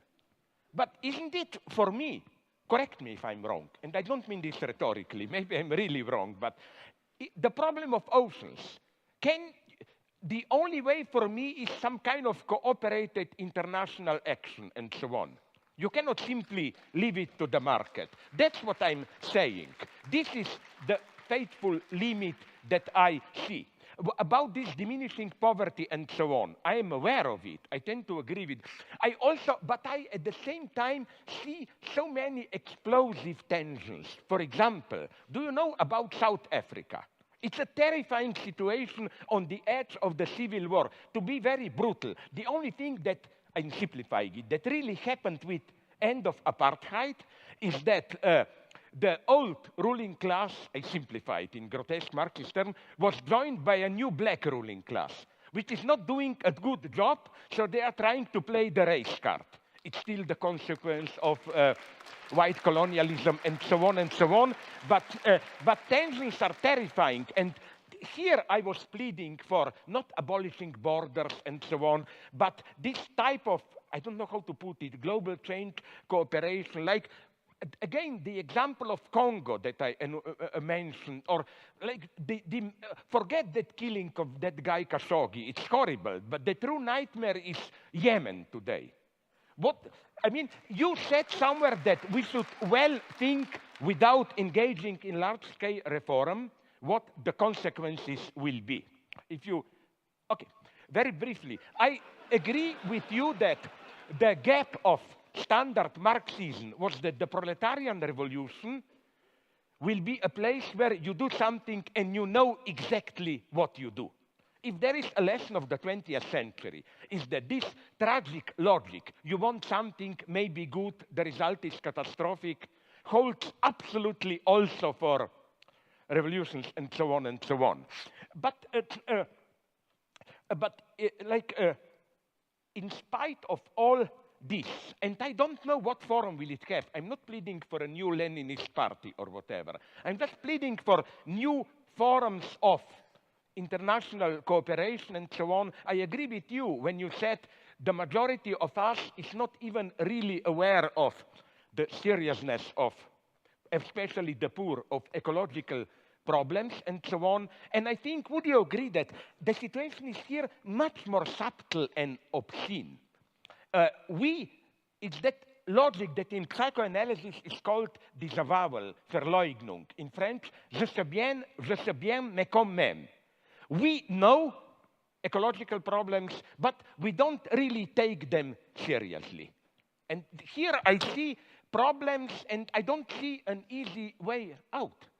I am a pessimist, if you ask me. When people say, no, but they are growing, protests are growing, and so on and so on. Yes, I'm listening to this story from when I was young, you know.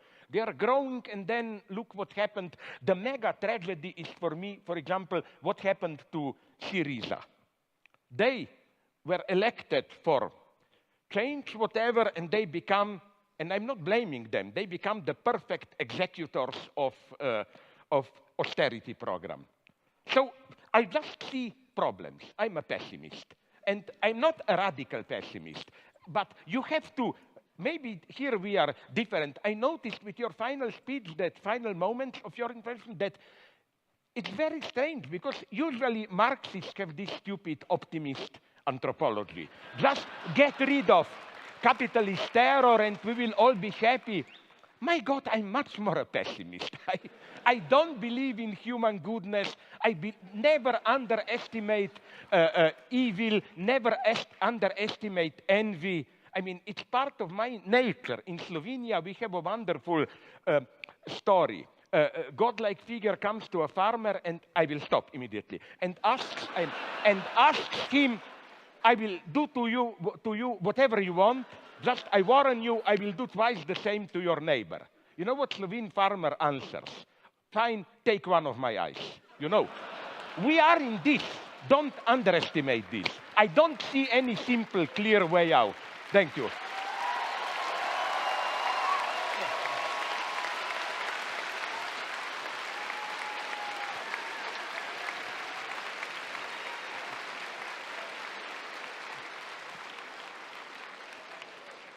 Thank you both very much. It's pretty clear, I think, to all of us that you both have quite a bit to say to each other. And so... And to ourselves. And, monologues, yes.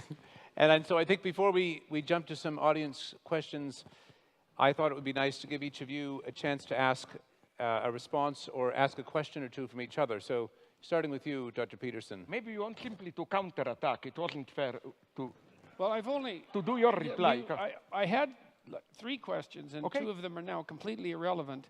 And so I have 1 left, I guess. And I'm not sure that it's a fair question, but maybe it seems to me to be a fair question. Okay. You're a strange Marxist to have a discussion with. And, well, but here's why. This is not an insult by any stretch of the imagination. No. I mean, one of the things that struck me when I was looking at your work was that you're, well, first of all, you're a character, you know, and that's an interesting thing. Like you're. Is this an insult or It's not? not an insult.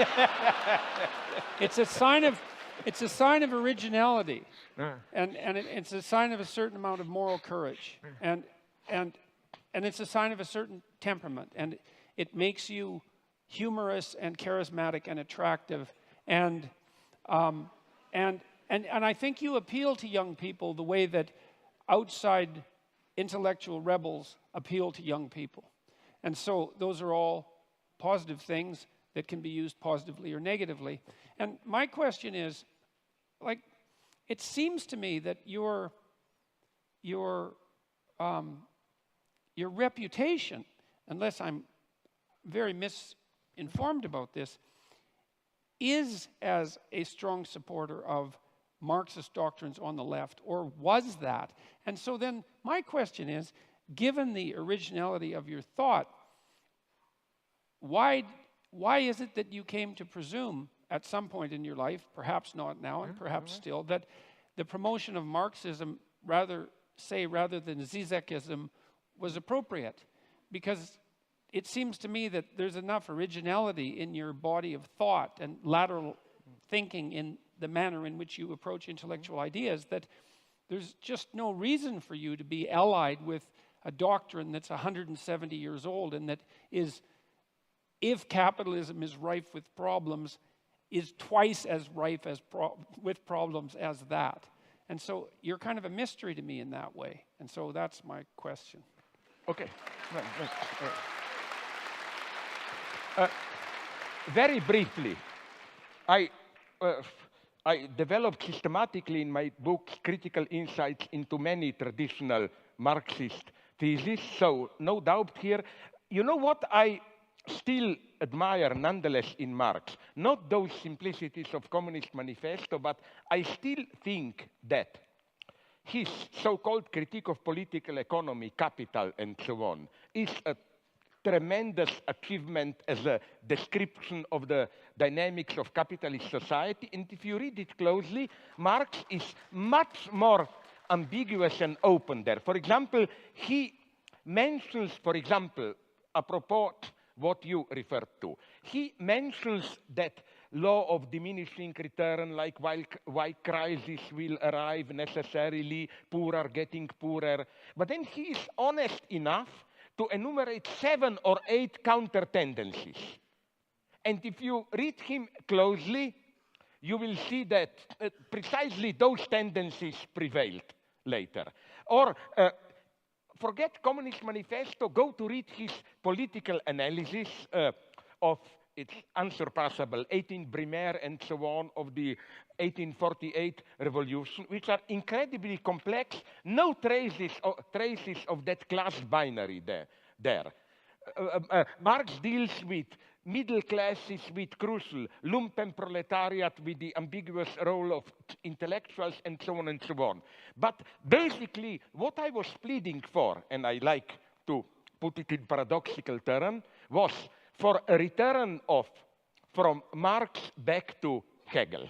I define myself more as a Hegelian. Why? Hegel is considered a madman, you know, the guy, absolute knowing, and so on and so on. No, Hegel is much more modest and open. The danger in Marxism is, for me, this teleological structure. We are at the 0 point, but there is a unique chance of a reversal into a new emancipated society and so on. And the danger here is that of self-instrumentalization. Proletarian Communist Party is an agent of history which knows the laws of history, to put it, follows them, and so on. That's the catastrophe. In Hegel, such a position is strictly prohibited. In Hegel, whenever you act, you err. So, you know, you have to, there is no position of this pure acting where you know what you are doing and the result will be. So this would be my main point. So yes, my formula is kind of ironically, I know Hegel is the greatest idealist, materialist reversal of Marx by turning back to Hegel. For Hegel, Hegel says in a part that people don't read, Introduction to Forward to Philosophy of Right, he says explicitly that the owl of Minerva takes off in the evening when there is dusk. So philosophy can just grasp a social order when it's already in its decay. Philosophy cannot see into the future. It's radical openness. We need this openness today. The tragedy today, maybe we agree here, is that we really don't have a basic, how should I call it, cognitive mapping. I don't think we have here a clear insight into where we stand, where we are moving, and so on and so on. So I'm much more, again, sincerely of a pessimist. Please, yeah, reply. Can I ask you now a question? Let me reply? respond, Yeah, and then you can ask me a question. Of course. So, Sorry. well, I don't have anything to quibble about with what you just said. But, Well, no, there's not even a but, really. It's that even if what you said about Marx's more sophisticated thought is true, I think the unfortunate reality is that any support for Marxism, especially directed towards those who are young, is likely to be read as support for the most radical and revolutionary proclivities. And I would say that as they're outlined in the document that I described, in the Communist Manifesto, that they're of extraordinary danger. And so it seems to me that by attempting to, rescue the sheep, you've sort of invited the dragon into the house. And that seems to me to be dangerous and unfortunate. Here I can answer you by asking you my question. Because, very naively, you mentioned, Marx, first, do you really, where did you find the data that I simply don't see it? Okay, let me begin by this. You designate your, under quotation marks, I'm not characterizing here, enemy, or what you are fighting against, as sometimes you call it postmodern neo-Marxism. I know what you mean, all this, from political correctness to these excesses of whatever, spirit of envy, and so on and so on. Do you think they are really, where did you find this data? I don't know them. I would ask you here, give me some names or whatever. Where are the Marxists here? I don't know any. Who is a Marxist here? Well, show me any big names of political correctness. Well, I think they fear like a good vampire fears garlic. This is why they are already, the one who is not a Marxist, but at least approaches economic topic, Bernie Sanders, he is already under attack as white male and all that stuff and so on. My problem would be this one. What you describe as postmodern neo-Marxism, where is really the Marxist element in it? They are for equality. Sorry, where? They are for equality at these cultural struggles, proper names, how do we call each other? Do you see in them, in political correctness and so on, any genuine will to change society? I don't see it. I think it's a hyper-moralization, which is a silent admission of a defeat. That's my problem. Why do you call, give me, no, it's not a rhetorical question for politely saying you are an idiot, you don't know what you're talking about.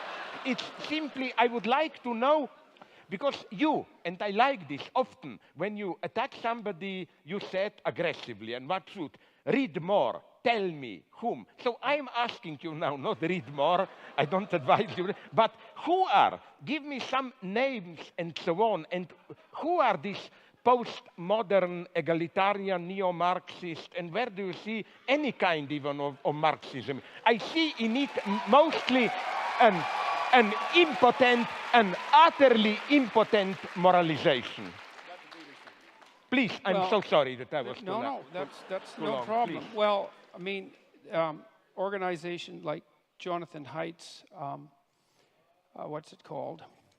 Heterodox Academy, and other organizations like that have documented an absolute dearth of conservative voices in the social sciences and the humanities, and about 25%, according to the what I think are reliable surveys, approximately 25% of social scientists in the US identify themselves as Marxists.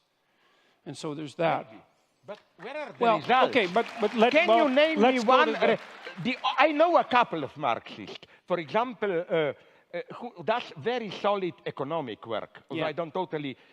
David Harvey, one. But he writes very serious books of economic analysis and so on and so on. Then there is the old guy who is far from simplification, Frederick Jameson and so on. But they are totally marginalized today. In this politically correct mainstream, you know, I don't see.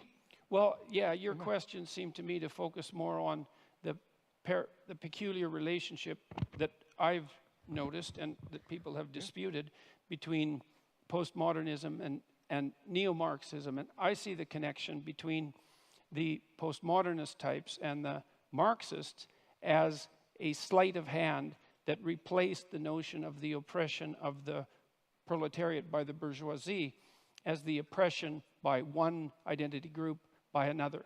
Totally agree with you. Okay, so so now look, we could but have. But that's precisely a non-Marxist gesture par excellence. Well, I guess that's where we might have a dispute, because I think what happened, especially in France in the 1960s, is as the radical Marxist postmodern types like Derrida and Foucault realized that they were losing the moral battle, especially after the information came out of the Soviet Union in the manner that it came out, that the whole, and so on, that the whole bloody Stalinist, catastrophe, along with the entire Maoist catastrophe, that they didn't really have a leg to stand on. And instead of revising their notion that human history, and this is a Marxist notion, should be regarded as the eternal class struggle between the economically deprived and the oppressors, they just recast it and said, well, it's not based on economics, it's based on identity, but it's still fundamentally oppressor against oppressed.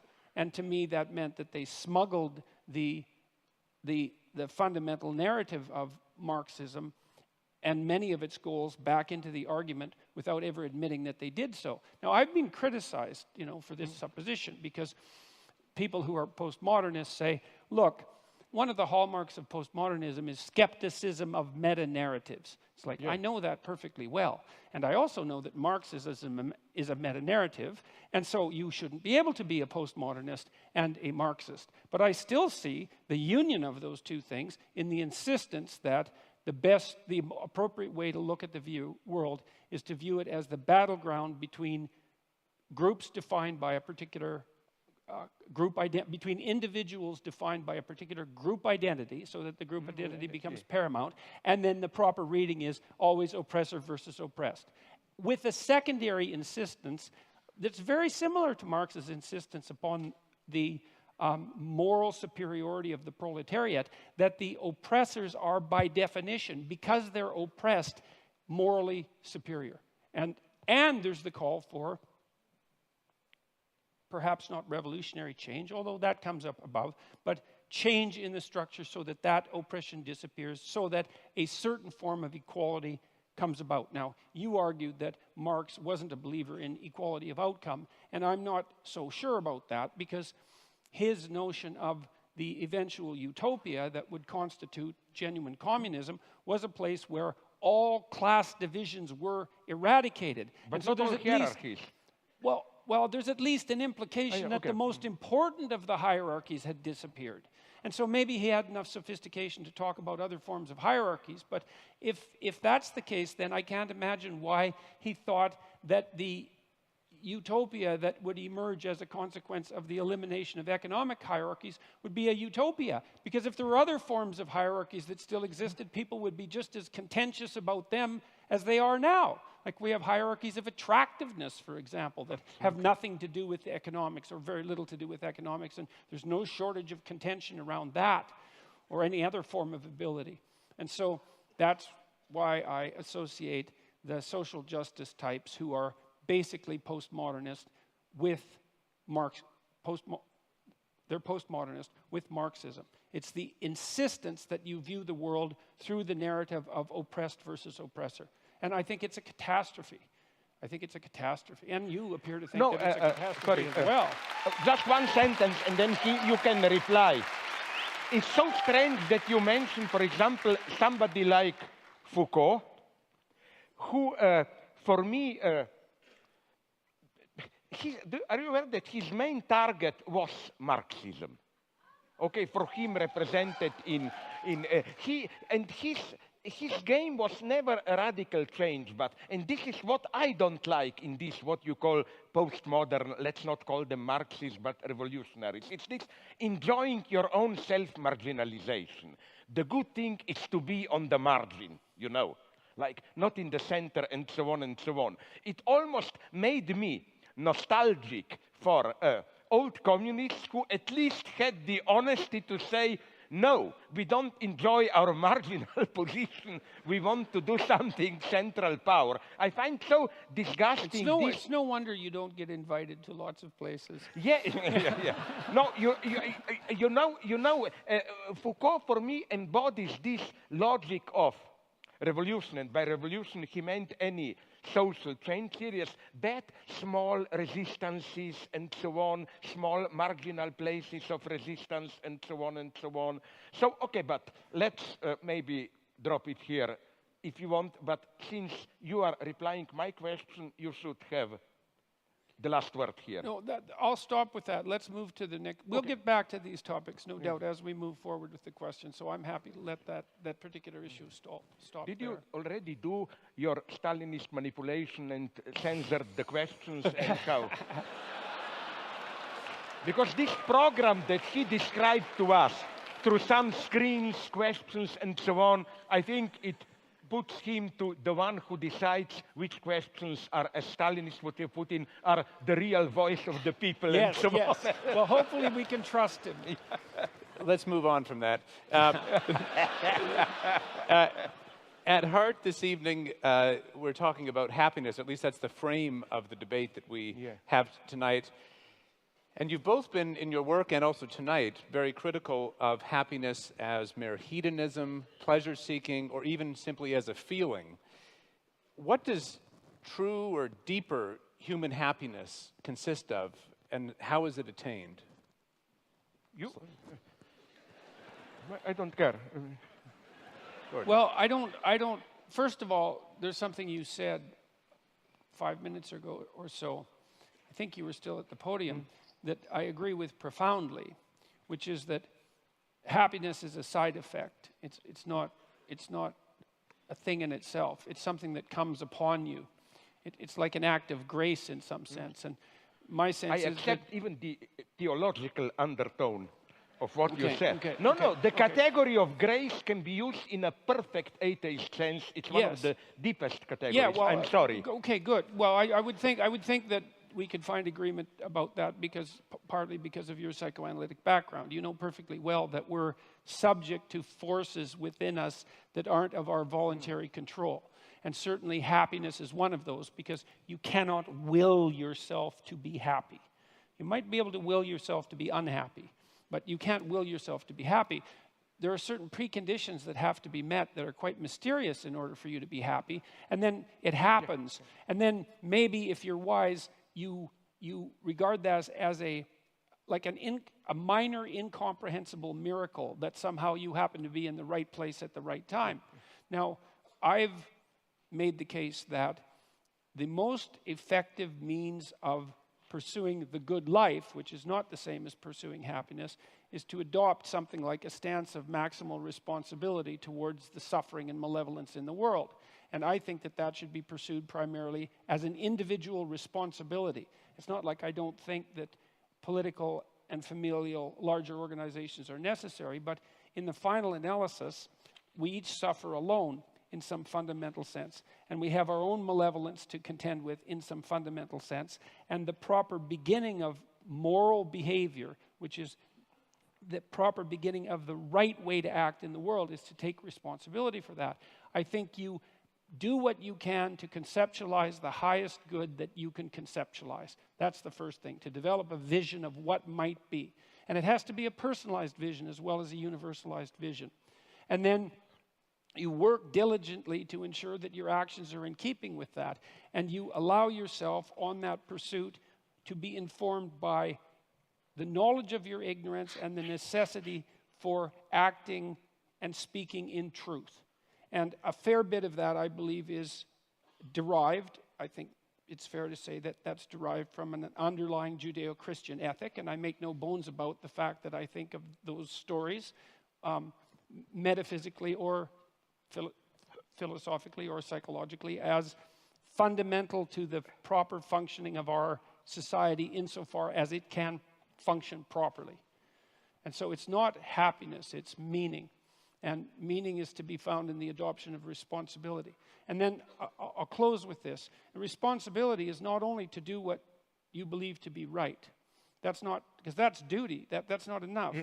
That's sort of what the conservatives put forward as the ultimate virtue, which is duty. It's not that. It's that you're acting in a manner that is in accordance with what you believe to be right, but you're doing it in a manner that simultaneously expands your ability to do it, which means that you cannot stay safely ensconced within the confines of your current ethical beliefs. You have to stand on the edge of what you know and encounter continually the consequences of your ignorance to expand your domain of knowledge and ability so that you're not only acting in an efficient manner, but you're increasing the efficiency and productivity and meaningfulness of what it is that you're engaged in. And I think that, and I believe that the psychological evidence supports this, even the neuropsychological evidence, is that that's when true happiness descends upon you, because it's an indication from the deepest recesses of your psyche, biologically instantiated, that you're in the right place at the right time.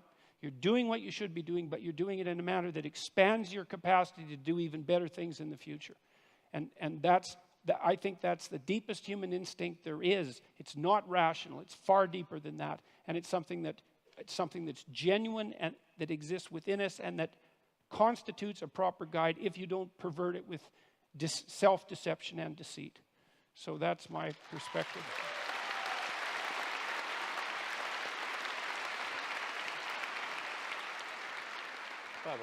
Yeah, okay. I'll try, if you are stupid enough to believe me, to be brief. You know? First, I like very much what you began with, this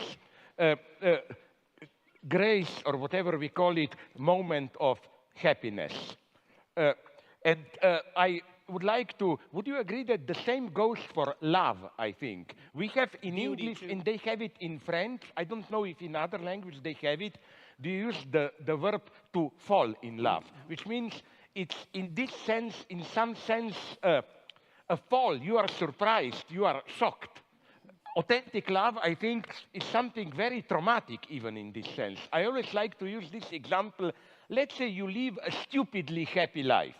Maybe one night stand here and there, you drink with friends, then you fall in love passionately. This is, in some sense, a catastrophe for your life. All the balance is lost and so on. Yes, you know. That's why Cupid has arrows. Sorry? Yeah, yeah. Right. Yeah. Absolutely. So, where I, second, surprisingly maybe for you, I agree with your point about Judeo-Christian legacy, for which I am very much attacked, Eurocentrist, and so on and so on. You know, I wonder if you would agree with it. I will try to condense it very much. You know what's for me the deepest, I simplify it to the utmost, something unheard of, and I, as an atheist, accept the spiritual value of it, happens in Christianity. In other religions, you have God up there. We fall from God, and then we try to climb back through spiritual discipline, whatever, training, good deeds, and so on and so on. The formula of Christianity is a totally different one. as we philosophers would have put it, you don't climb to God. God, you are free in a Christian sense when you discover that the distance that separates you from God is inscribed into God himself. That's why I agree with those intelligent theologists, like my favorite, Gilbert Keith Chesterton, who said that the cross, the crucifixion, is something absolutely unique because in that moment of Eli, Eli, lama God, Father, why have you abandoned me? For a brief moment, symbolically, God himself becomes an atheist in the sense of, you get a gap there. And that is something so absolutely unique. It means that you are not simply separated from God. Your separation from God is part of divinity itself. And we can then put it also in other terms, maybe closer to you, like that. That's why, for me, happiness is not some blissful unity with highest value. It's the very struggle, the fall, and so on. And that's why I hope we both worry about what will this possibility of so-called, I'm horrified with it, what Ray Kurzweil calls singularity and this blissful state. I prefer not to know, but the final point, very brief. What I only don't quite get, why do you put so much access to this?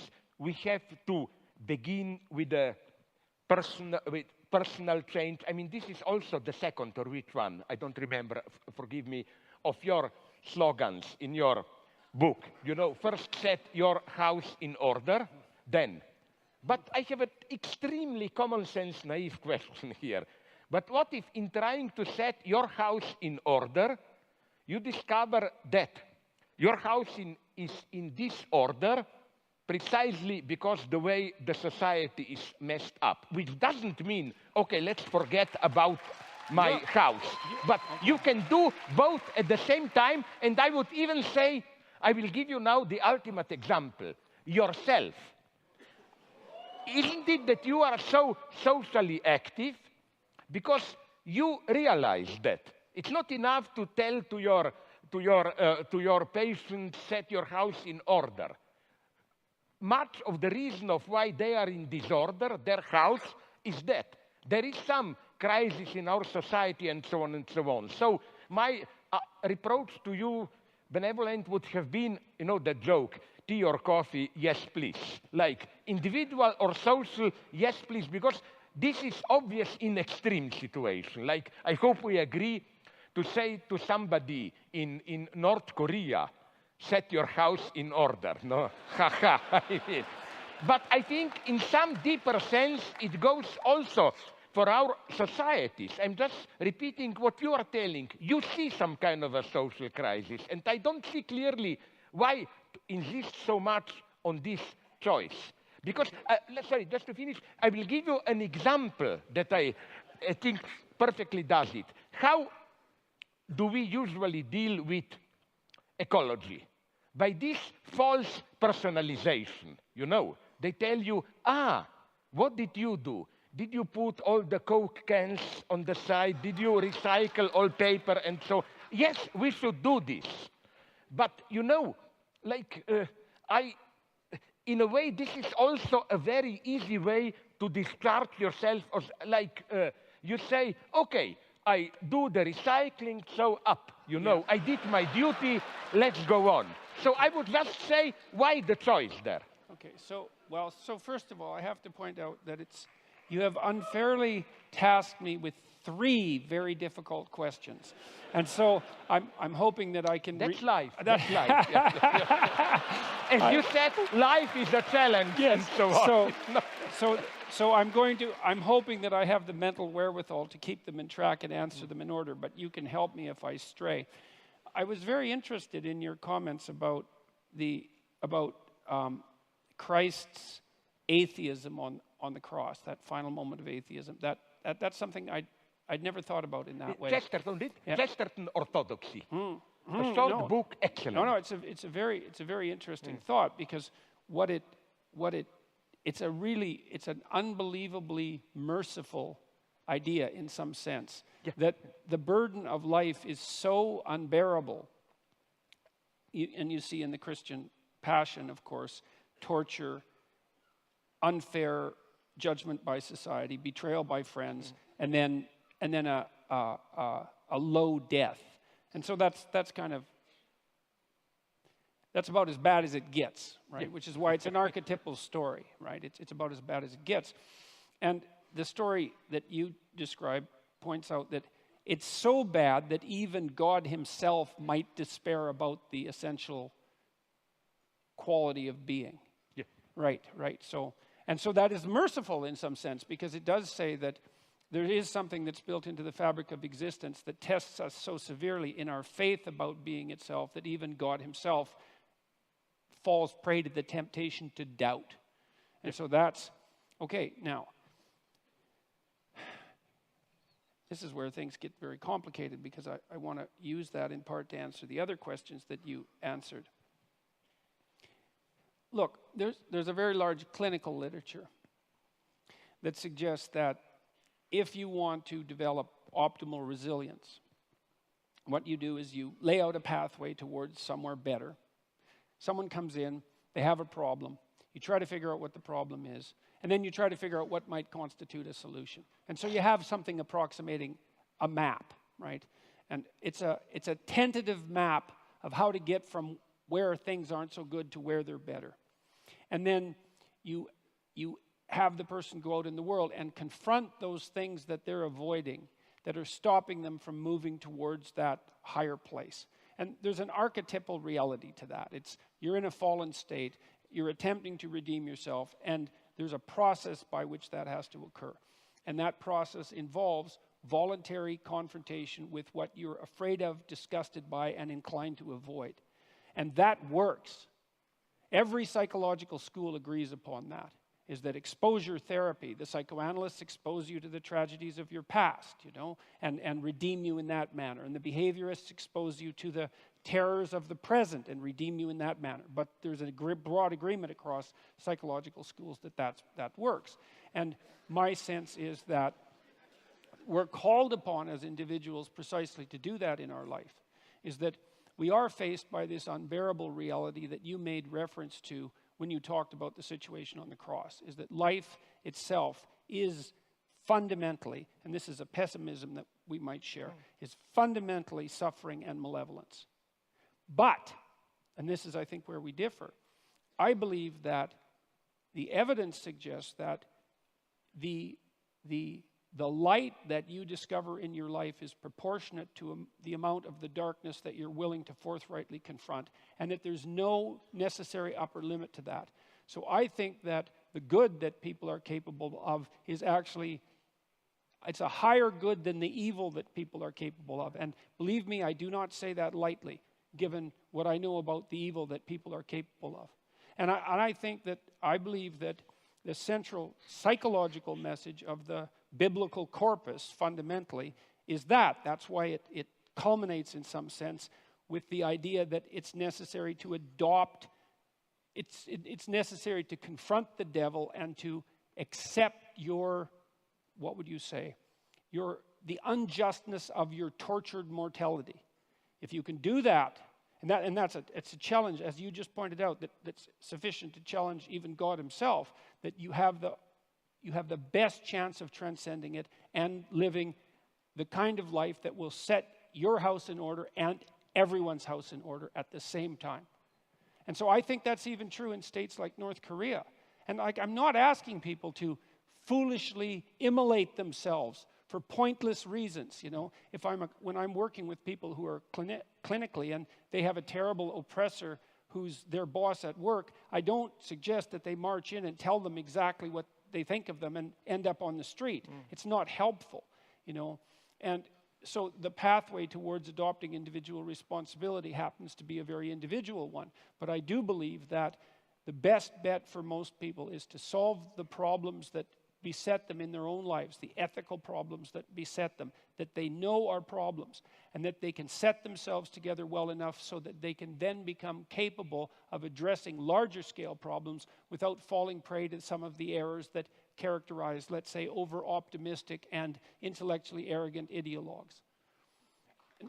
I'll close. Well, Yeah, but very briefly. let me close with one thing. One of my favorite quotes from Carl Jung, it's actually a quote that I used at the beginning of my first book, which was called Maps of Meaning, was that if you take a personal problem seriously enough, you will simultaneously solve a social problem. And this bears on your point, because it's not like your small family, even the relationship between you and your wife, is immune in some sense to the broader social problems around you. And so let's say right now there's tremendous tension between men and women in the West, and that's certainly the case given the divorce rate. Let's say that would be some evidence. And the later and later ages that people are waiting to become, enter into permanent relationships. There's a real tension there. And then if you do establish a relationship with a woman or a partner, but we'll say a woman in this particular case, you are instantly faced with all of the sociological problems in a microcosm in that relationship. And then if you work those damn problems out, if you can work them out within your relationship, then you can get some insight. It's not complete insight, but you can get some partial insight into what the problem actually is and get the diagnosis right, and you've moved some small measure forward in addressing what might constitute the broader social concern. And what's even better, you're punished for your own goddamn mistakes.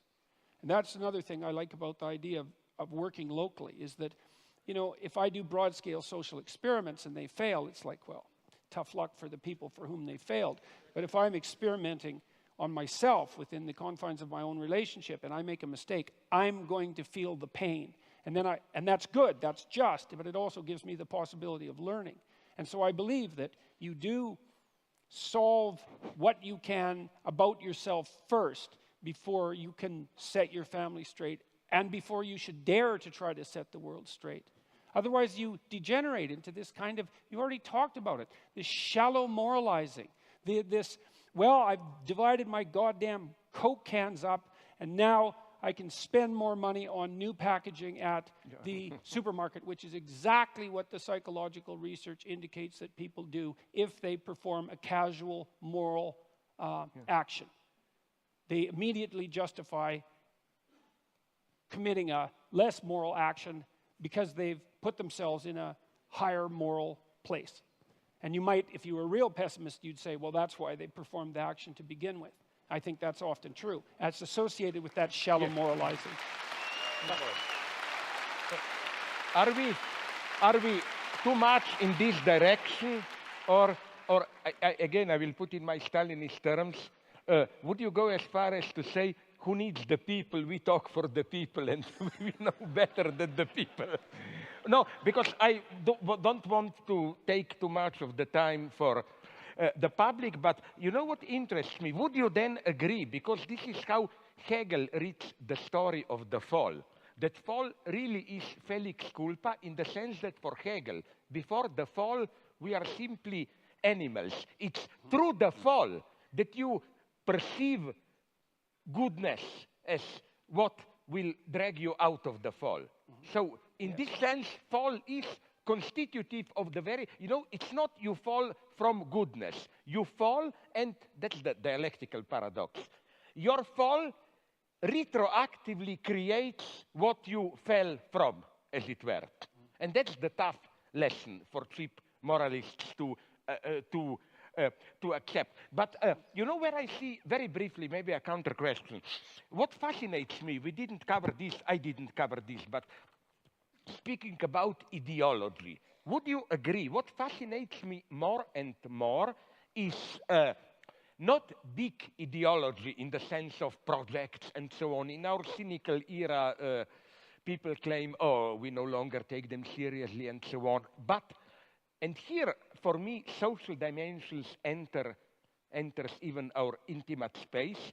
Implicit beliefs, ideological presuppositions, why not, which we embody in our most common daily practices. For example, probably some of you already know it, I will nonetheless repeat a very shortened version.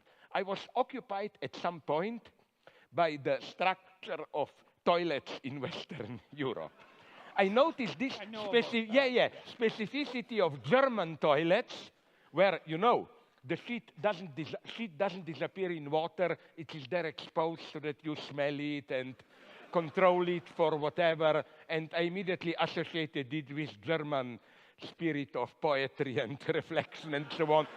It's a bad joke. But what I'm saying is that in a sense, and I've spoken with some specialists, I was so intrigued by how do you construct toilets, and they admitted it. There is no direct utilitarian reason. It is as if, even in something as vulgar as going to the toilet, ideology in this deeper sense is there.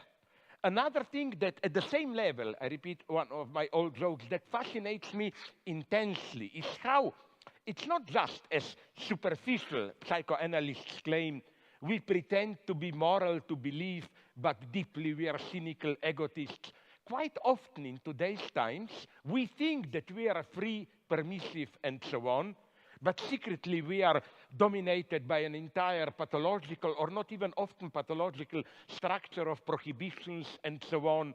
So we may, and this is what interests me so much, precisely in today's time where, and this is how, would you agree, we would explain these simple facts which may appear weird, that how apparently they tell us we live in permissive times. Take your pleasure, enjoy it. But at the same time, there is probably, so some clinicians are telling me, more frigidity and impotence than ever. Yes. That the lesson of psychoanalysis, I hope we agree, is not this vulgar one. You cannot perform sexually, you go to a psychiatrist, he teaches you how to get rid of authority and so on.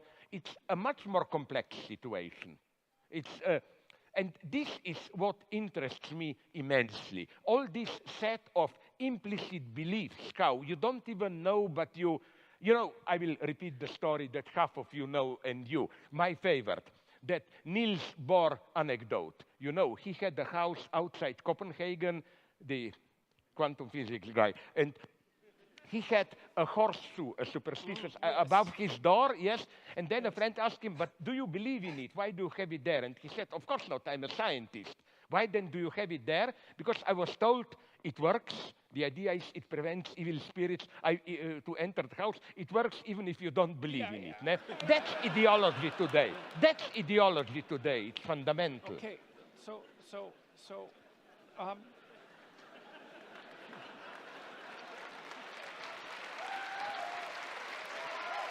I want to solicit from you to tell a joke. Don't you see this? I think that people. I think that people are possessed by ideas that aren't theirs. And their personalities that aren't theirs. And that's the great psychoanalytic insight. It's not ideas, it's personalities. It's way worse than ideas. And some of those personalities might be the ones that are associated with the idea that freedom is found in maximizing hedonistic moment-to-moment pleasure or something like that, which sounds like freedom. Like for me, one of the things that I suggest to people is that they watch themselves as if they do not understand who they are or what they're ruled by. And then notice those times when they're where they should be. And that's back to our discussion about meaning rather than happiness. It's like you'll see there are times that in your life where you're somewhere or you've done something and all of a sudden you're together. You're where you should be. Your conscience is not disturbing you. You're not proud of what you did, because pride is the wrong term, but you understand deeply that you've done something that you should have done. You might not understand why. You might not even understand what it is. But the study of that can help elucidate the difference between what actually constitutes you, which is a very difficult thing to discover, and what constitutes the accretion that characterizes you because of the, well, let's say your intense proclivity for socialized mimicry. And so, you know, I don't mean you personally, but people are amalgams of everything they've seen and everything they've every person they've watched. This is yes, me. and everything they've read. And to integrate that and to find the truth that constitutes that integration is an incredibly difficult endeavor. And one of the reasons why in 12 Rules for Life, for example, I suggested that people try to tell the truth or at least don't lie is because one of the ways, apart from pursuing what appears to you to be meaningful, one of the ways of escaping from that possession by the kind of ideology that you're describing, which is it's like an unconscious of unidentified axioms. It's something like that. Even though they take personified form, they're like personalities, is to stop saying things you know not to be true. It's a nice pathway forward. The original rule was tell the truth. And I thought, no, that's not any good because you're so biased and limited and ignorant and possessed that you don't know what the truth is. And so you can't be asked to tell it. But everyone does have the experience of being about to say or do something that they know by their own, they know as deeply as they can know anything about themselves, that utterance or action is wrong, and they still do it. Now, my suggestion is try to stop doing that. And one of the consequences, well, you can try in small ways, like you might not be able to manage it in big ways. But now and then, you're tempted to do something that you know to be wrong. And you could not do it. And if you practice that, you get better and better at not doing it. And that means you lie less and you take the easy route out less and you pursue hedonic pleasures that cost you in the future less. You start to straighten yourself out. You take the beam out of your eye. That's essentially what you're doing. And over time, you have some modicum of hope that your vision will clear up and you'll be able to see the proper pathway forward. And that's part of the process of redemption. And it seems to me to be in your grasp. You're capable of doing that. You have a conscience. It does inform you from time to time correctly about the difference between good and evil, the consequence, the knowledge, the consequence of the fall that you described, which I think you described in very eloquent terms, and that you can slowly make your way back to the straight and narrow path that's characterized by maximal meaning, but also, see, this instinct of meaning is a sophisticated one. It's not that I'm making a case for the individual, like Ayn Rand makes a case for the individual. That's not it. I'm making a case for individual responsibility. That's not the same thing. It's like there is something that's good for you, but it has to also be good for your family. If it's just good for you, that's not good enough. And if it's good for you and your family and it's not good for society, then that's not good enough either. And so the responsibility is to find a pathway that balances these things in a harmonious manner. It's like I got a lot of this thinking from Jean Piaget and his idea of equilibrated states, right? Is you're attempting to find something like a game that everyone is willing to play that can be played in an iterative manner and not degenerate. Well, hopefully actually ascend, if that's possible. Hopefully become a better and better game across time. And I do believe that you can do that. I do believe that you can do that if you're guided by truth, and I do believe that the pathway to that is the phenomenology of meaning. And then the secondary consequence of that is, if you do that, now and then you might be happy. And then you should be profoundly grateful, because happiness, as we already agreed upon, is something like a grace. Just what? Basically, sorry. Again, my pessimism comes here. I agree with you, but the danger here ideology can massively enter. You describe a nice situation. You are tempted or ordered or whatever to do something that you know it's wrong. But so-called totalitarian ideologies step in at this point and try to present to you that the true greatness is to do what you individually think it's wrong for the higher cause. You know who says this wonderfully? A horrible guy, not Heinrich Himmler of SS.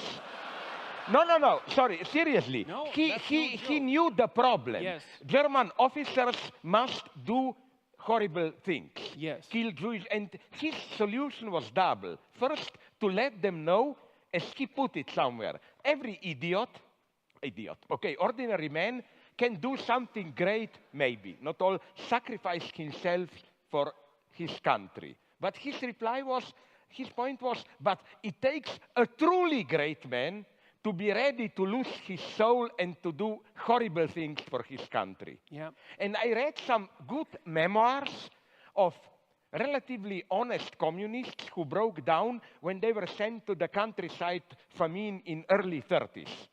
And this is what they were told by apparatchik. You will see horrible things, children starving and so on. Remember, there is the higher cause, and your highest ethical duty is to overcome this small bourgeois sentimentality.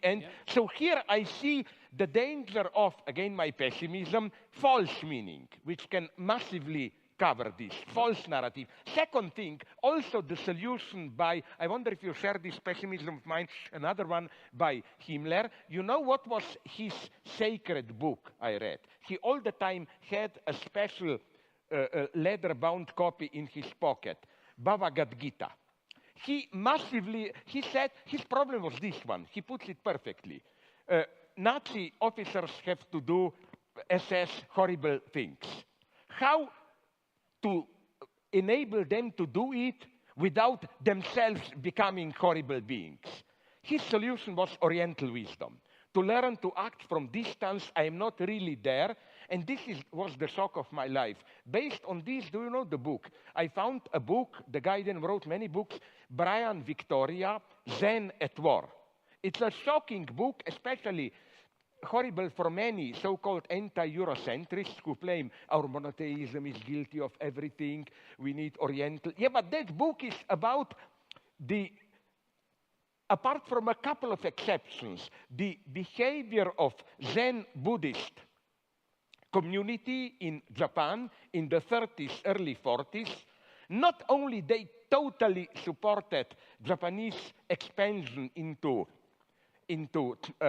China, they even provided properly Zen Buddhist justification for it. For example, the one, you know who did this? No, you are not as old as me. I remember him, D.T. Suzuki, the great yeah, but okay, he was doing this in the 60s, but as a younger guy, he was fully supporting Japanese militarism, and one of his justifications was this one.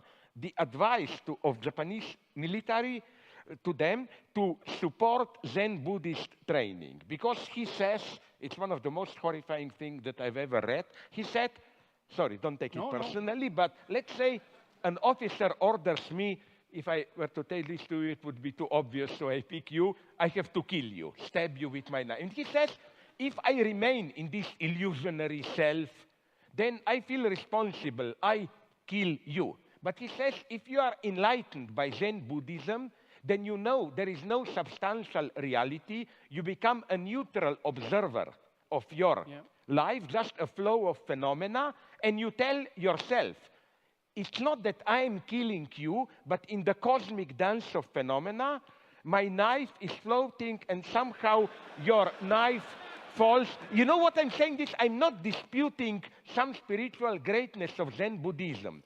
I'm saying how even the most enlightened this spiritual experience can serve a terrible cause.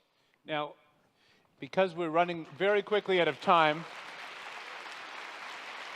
and it's clear that this conversation could go for a very long time, I'm going to ask one representative question here and give you each 1 minute each. And that is simply this. Coming from online, what is one thing you hope people will leave this debate with, and why? Jordan.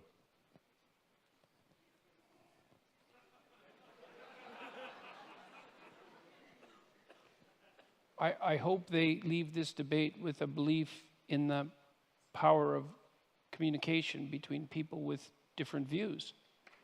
You know, that's...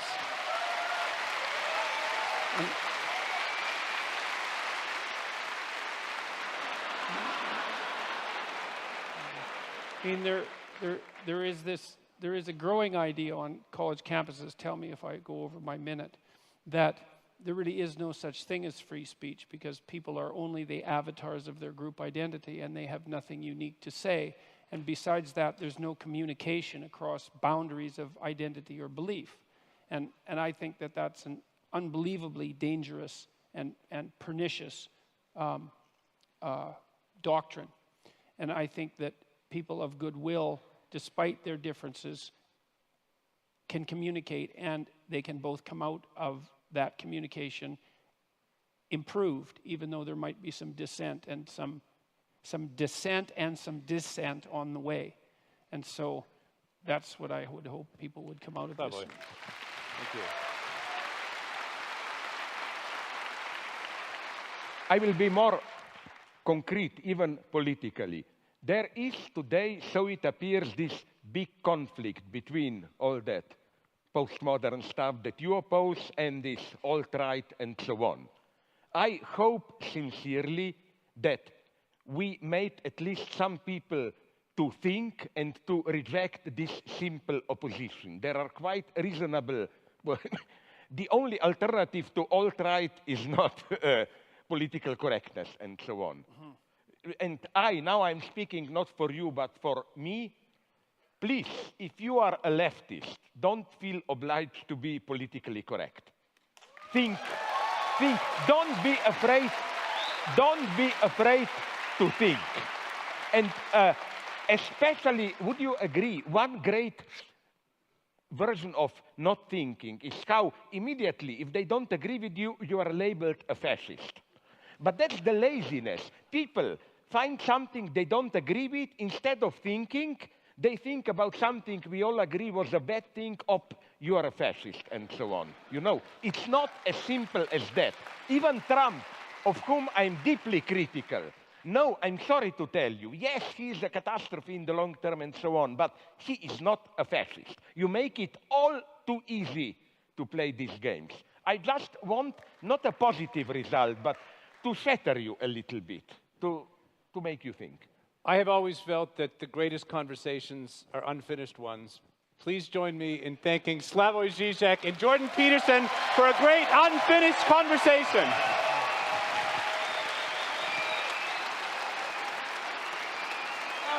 Hi. It's nice that we survived this, no. Thank you, Slavoj.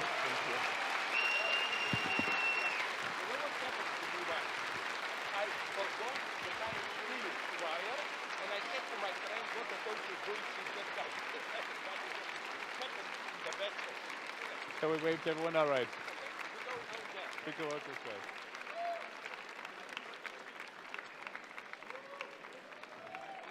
Good night, everyone.